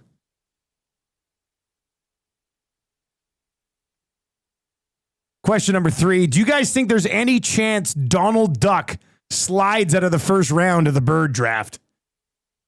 Out of the first round? Absolutely. There's only 4 people selected. You haven't even mentioned Daffy yet. I mean, who's a better Duck to draft, Daffy look, when you're talking, I mean, you got the Toronto Blue Jays, Canada's darling They're team. not going first round. Jays aren't even a top 5 round pick, even though they're hot. A lot of value on that pick. You got the Ortolan bird to eat, a turkey. I mean, there's lots of things. So yeah, I could see Donald Duck. I could also see him getting selected first round. I mean, who's to say? But I think when we get down to the brass tacks and we start, filing in the categories and everything, it might change. I still think bird teams is a big one. I mean, you're talking about this as a cartoon character. I don't know if cartoon or just fictional ducks. I mean, big like bird. If you just look, big bird, foghorn, leghorn. I'll say giraffe. One of the better, yeah. So there's a lot of birds. Fictional bird, Tweety bird for crying out loud. Tweety bird. Bird's in the name. What's the bird that's with Snoopy? Woodstock. Yeah. Here it is. This is the greatest bird characters of all time. Donald Duck's at number 1. Daffy Duck's at number 2. Oh, beep, beep. Roadrunner at number 3. Yeah. Woodstock's at 4. Zazu from The Lion King at number 5. Tweety Bird. I mean, Petey from 4C. He's going to get drafted. Scrooge McDuck. Big Bird. Scrooge McDuck, yeah. Foghorn Leghorn. Huey, Dewey, and Louie. Did we say Woody Woodpecker yet? Not yet. Nope. Owl from Winnie the Pooh. Disney's Aladdin. Remember the bird in Aladdin? Was it Lago or Lego or Lajo? Daisy Duck. Didn't even think about Daisy Duck. Archimedes from Sword in the Stone. Toucan Sam. Totally forgot about Toucan Sam. So yeah, this is like a 20-round draft because we haven't even got to other birds and humans. I could see Donald falling out of the top round, but I could also see him. I don't think he's a lock to go in the first round. No. That might be what makes this draft so good. is there a lock to go in the first round? Because which There's category, no Wayne Gretzky in this draft. How are you weighting the categories, and how is it done up on the marquee? That's Yeah. what I want to. Then you can start putting your strategies in it. Yeah, and what were the other categories we added today? We got to find the availability of the commish. Bird draft, favorite way to get a birdie in golf. Team name, we mentioned that, and a bird to eat, which is why we came up with that. Smitty the Welder's back in. Larry Bird, the second greatest NBA player ever, next to MJ. So there's that. Smitty the who? You're just... I'm just chilling today. I love summer shows. Hey. Like, don't get me wrong. When the others are playing, everybody's like, oh, God, we need the content. But I love summer shows, man. They're just... I think they're better. I think they're better shows. I'm sorry. We got a bird right here. The Popeye's chicken. Or were those just cartoon? Like, can you have? Those are just cartoons. So could you throw in any Pokemon birds in there? You guys. Pidgeotto? Probably, are you thinking? Pidgeot? Yeah, fully evolved. Pidgeot. Yeah. Is Pikachu a bird?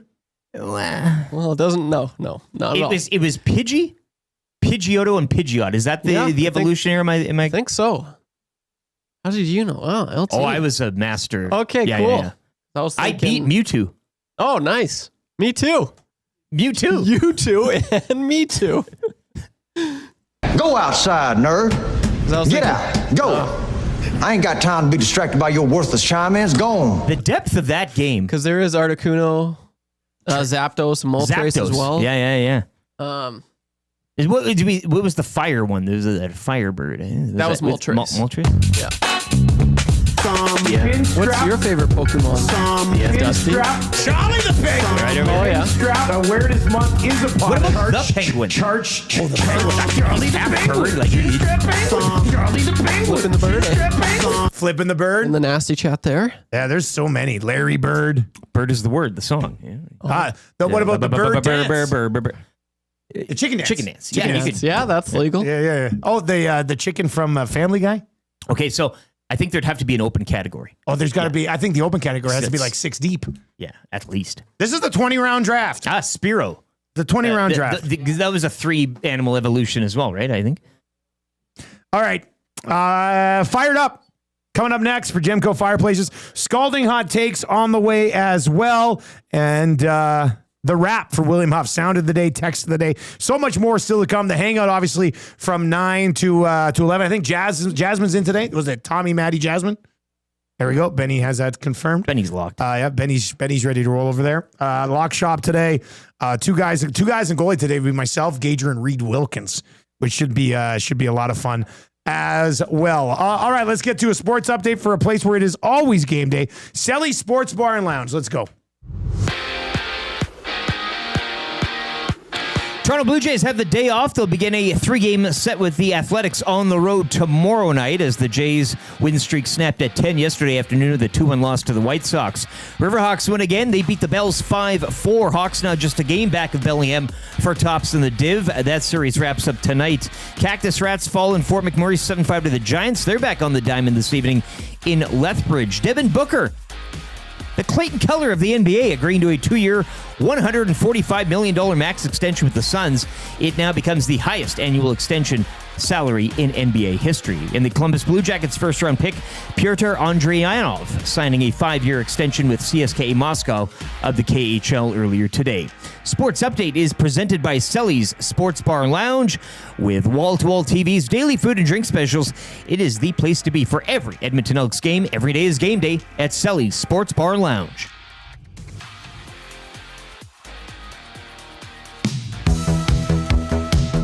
He's a winner, Stewart Skinner. Get on your feet, he can't be beat. He's a winner, Stewart Skinner. Oh, what a treat. Get out your seat.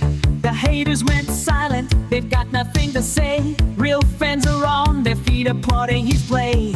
He's locking it down between the pipes. He's just shutting the door every night.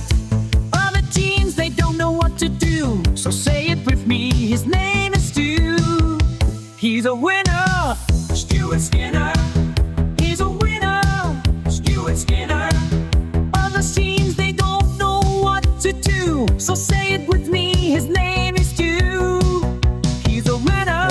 Do you guys listen to that? The golf? You dressed up in like your 80s workout gear. Nova Normology had a great playlist of like Dance Party Friday classics. Nice. We even had the Kenny Holland Summer of Holland. Nice. Like the original. Oh, the original. Going. So we were, Holy smokes. Do they have that?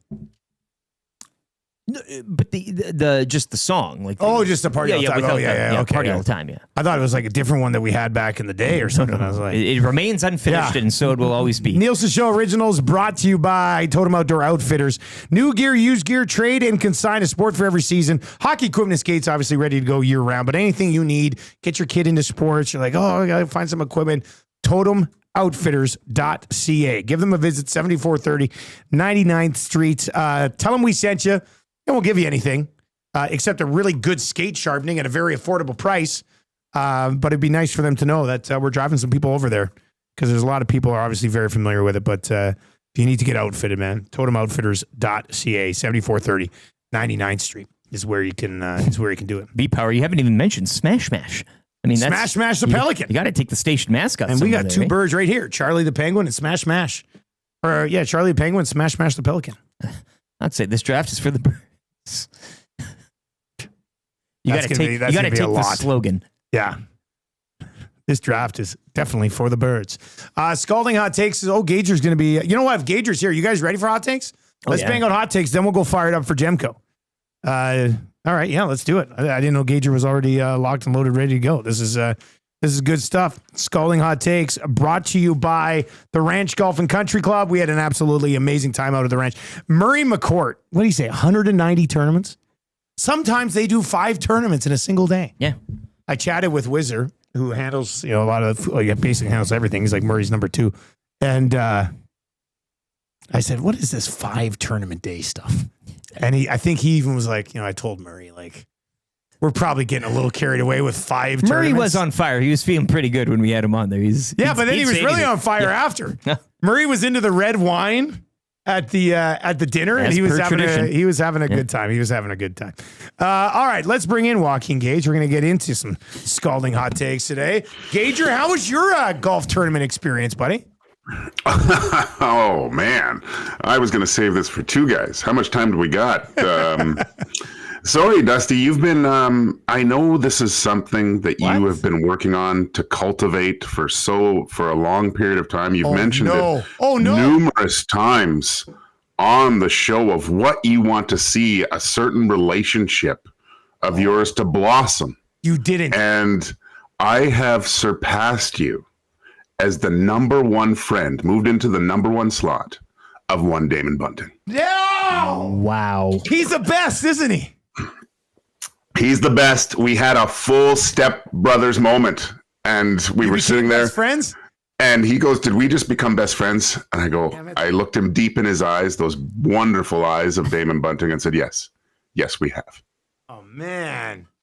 Yeah. Well, you know what? I'm happy for the both of you. Well, it serves you right, because Tommy weaseled his way into my buddy Turan's team, and I was a little bit jealous there. Because Tommy became really good friends with Turan, and I didn't like that so much. So maybe it's I know I'm on the rebound, Damon, but you had me at 4. All right, Scalding Hot Takes. I guess I'm the defending champion, so I will go first. Trev, you're second. Then I. You got the hammer today, Rick. Okay. And are we good to go, Trev? You're good with everything over there? A little rusty over here. We haven't done it in a little while. This is exciting. Yeah. Yep, let's go, baby. All right, here we go. Hit it. Time now for Scalding Hot Takes. The EST Golf Classic was such a success, the Saudis are offering Awanak $150 million. Hot take alert. Ike Howard puts the Ike in Calgary Flames will make the playoffs next year. Psych. That's a hot take. Ike Howard is so good, they're going to rename the Hobie Baker Award to the Ike Howard Award. Careful. That take's hot. Ike Howard just loves paying more tax. The hottest of takes. Ike Howard puts the Ike in the Oilers will make the playoffs, unlike the Calgary Flames. Wow, scalding hot take. It's not a question of where Ike Howard should play in the lineup, it's where he wants to play. Hot take alert. Baths and chocolate milk are jealous of Trev's love of Ike Howard. That's a hot take. The Oilers screwed the Lightning almost as much as insurance is screwing me. Careful. That takes hot. Ike Howard already has had a better career than his father, Ron Howard. The hottest of takes. Cal Raleigh's ass is so big, well, he's rounding second. He's sliding into third. Wow, scalding hot take. Despite Schwartz being gone, Skinner will struggle even more this year. Hot take alert. Ike Howard is USA Hockey's answer to David Tomasek. That's a hot take. Scott McCord is hoping to pick up Ricky Ray on CFL waivers this week. Careful. That takes hot. If Ike Howard was on the Oilers team last year, they would have won the cup. The hottest of takes. Robbie Shrimp has Ike Howard posters on his bedroom walls. Wow, scalding hot take. All right, let's go to Gager for the winner of Scalding Hot Takes today. Yeah, it came down to the last one. But how do you deny someone with a Robbie Shrimp take at the end? That was good. Lieutenant Eric. You like that, Cal Raleigh? I'm giving you the bet for that one. The Big dumper. Big dumper. The big dumper. Guy's got a huge ass. Man, there was a lot of Ike Howard in here today, wasn't there? We love A him. lot of Ike Howard. Matt Savoy's just like, who the hell are you all of a sudden? He is supposed to be the hot kid on the block here. Well, Gager, we'll get into your thoughts and all that coming up on two guys. We got Reid Wilkins with us, 3-man booth. Oh, unreal. How exciting is that, Unreal. eh? That's gonna be a lot of fun. A lot of clicks. I see a lot of clicks coming. I'm assuming Bunton's sitting right there. He probably slept over last night, so give him a high five for us, and we'll see you when you come in. Do you want eggs, Damon? I'll go get them. Okay, yeah. See you later, Gager. There you go. That's Joaquin Gage. Damn. A Cal Raleigh take. Man. Right. You got me. You're welcome, man. I tagged you in a video. They're talking about his ass, and the camera zooms in on it. Did they? Yeah. Yeah. It's amazing. That's a good one. I also had, what was the other one I had? It could be worse for Christian Horner. Maybe I should have used this for That would have been the Gager. play. Yeah. It could be worse for Christian Horny. Christian Horny. It could be worse for Christian Horner. He could have to manage Lance Stroll. Gager would love that one. Could always be worse. And then I also had Alejandro Kirk as the first ever Teletubby to make the All-Star game. But congratulations. Those were the good. Robbie Shrimp one. Did you do 5 Ike Howards? I did. Good. Yeah. Trev, how many did you have? The buzz, baby. I had 4. 4 Ike, and then I had 2. So that's 11 Ike Howards. Yeah. Trev. I had 2 more Ike Howard. They weren't good, so, but what's up? You had extra Ike Howards? Yeah. Jeez. Okay, let's get into Fired Up. Let's get into Fired Up for Gemco.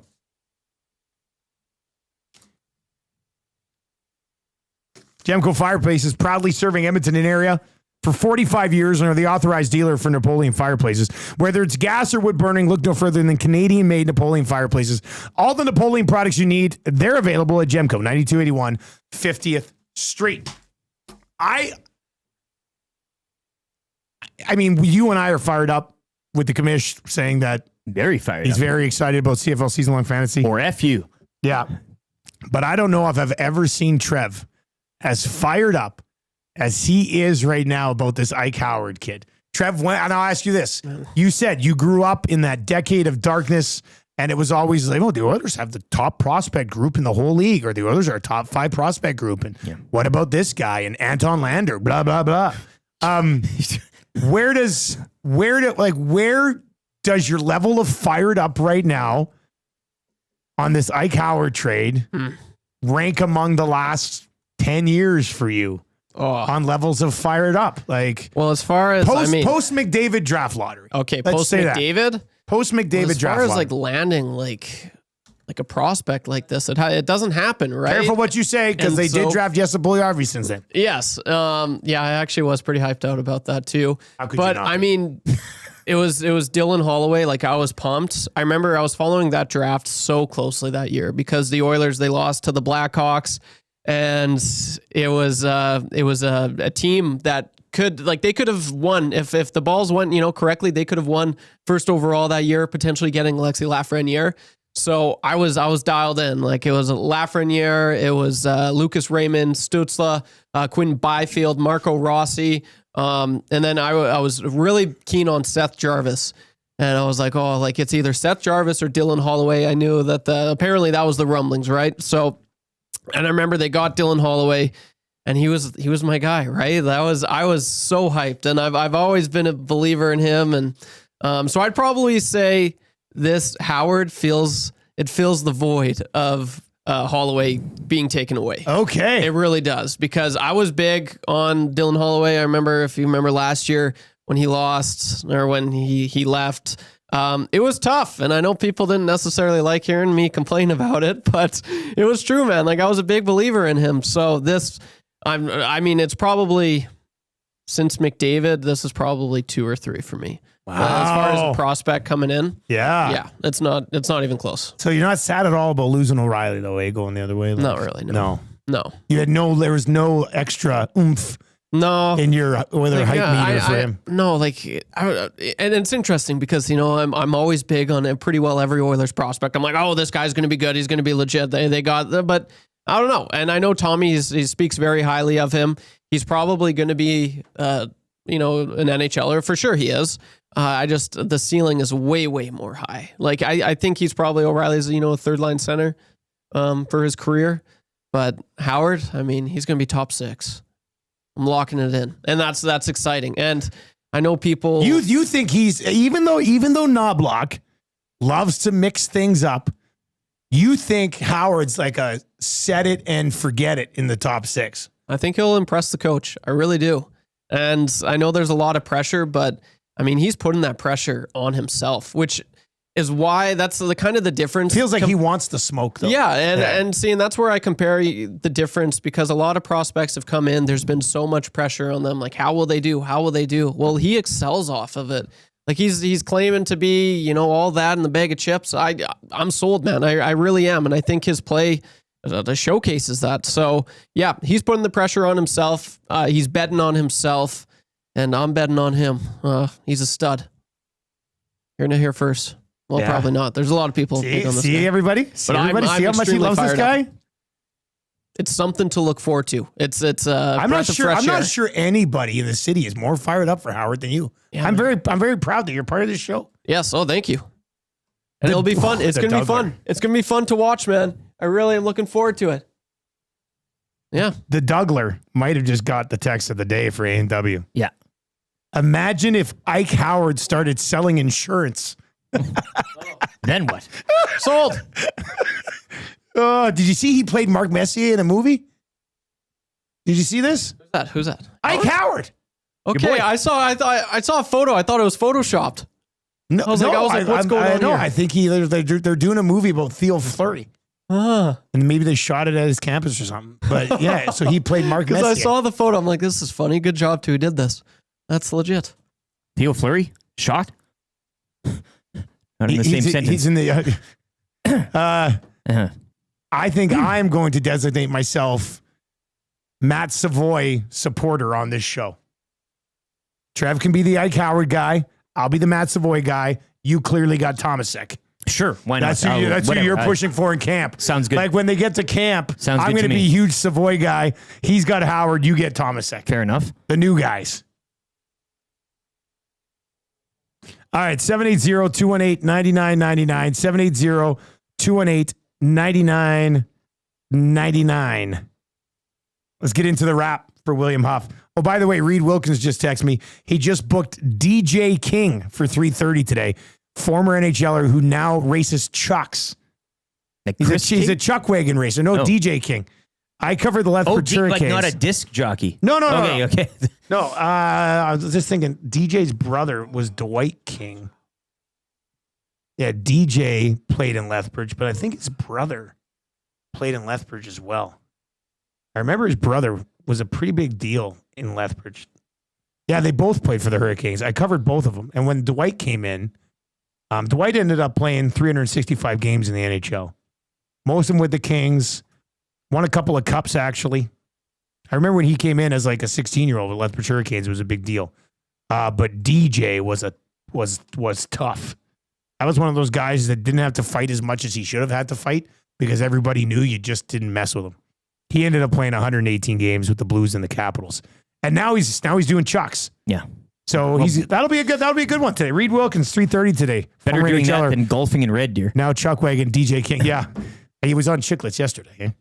Oh, I told you. I was like, Have you watched the extended cut? Like the full? I did watch the extended cut. It's pretty good, hey? Yeah, I mean, the guy that got punched in the head a bunch of times. But afterwards, they keep his buddy there. He's like, what did we do? What do we, like, Yeah. it's like, Those get a they clue. were so Like- hammered.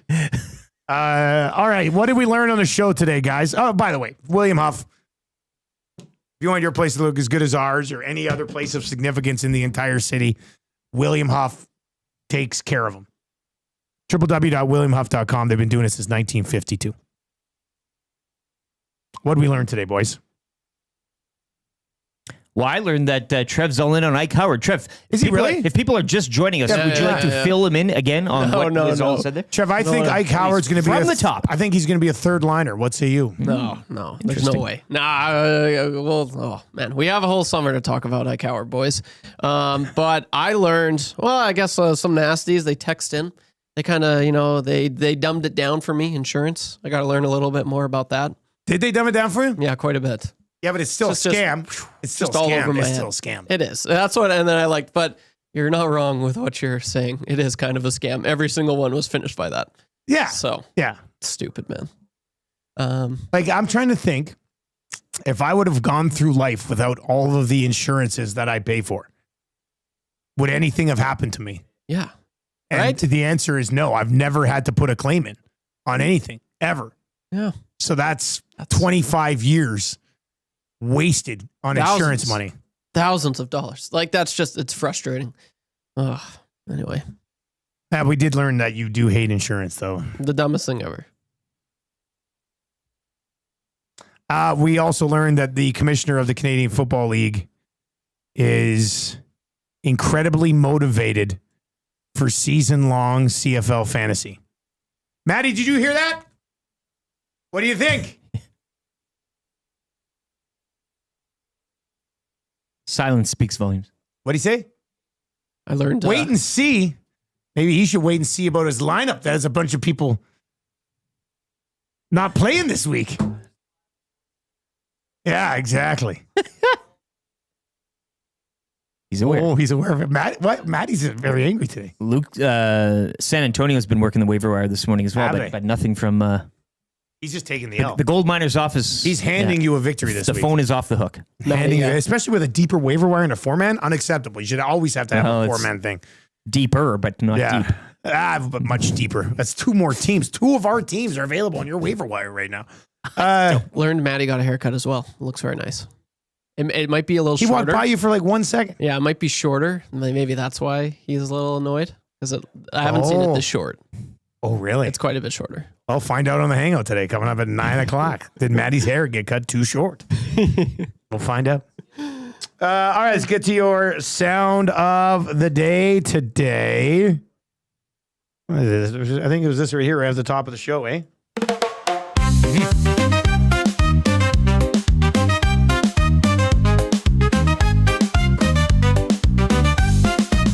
It's time to get away for a little fun and play. So fly and stay with the AM Mass A. Come to Mexico for a lot of fun. Come to Mexico for a little sun. Come to Mexico to get some rest.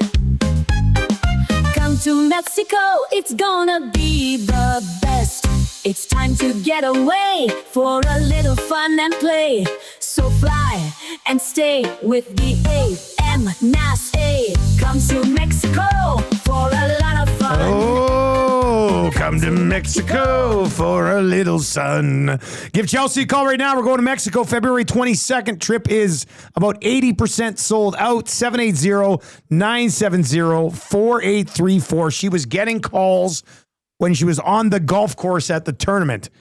So this thing's gonna get scooped It up was quickly. borderline annoying for her. Yeah, That's she's how just busy. trying to have fun. I'm just trying to enjoy the People day. just kept calling because they want to come with. Phone off the It's a hook. 5-star resort, direct flight from here down to Cancun, Planet Hollywood, 5-star resort. They've got a lazy river that has a grotto. You get your drinks, you just keep floating.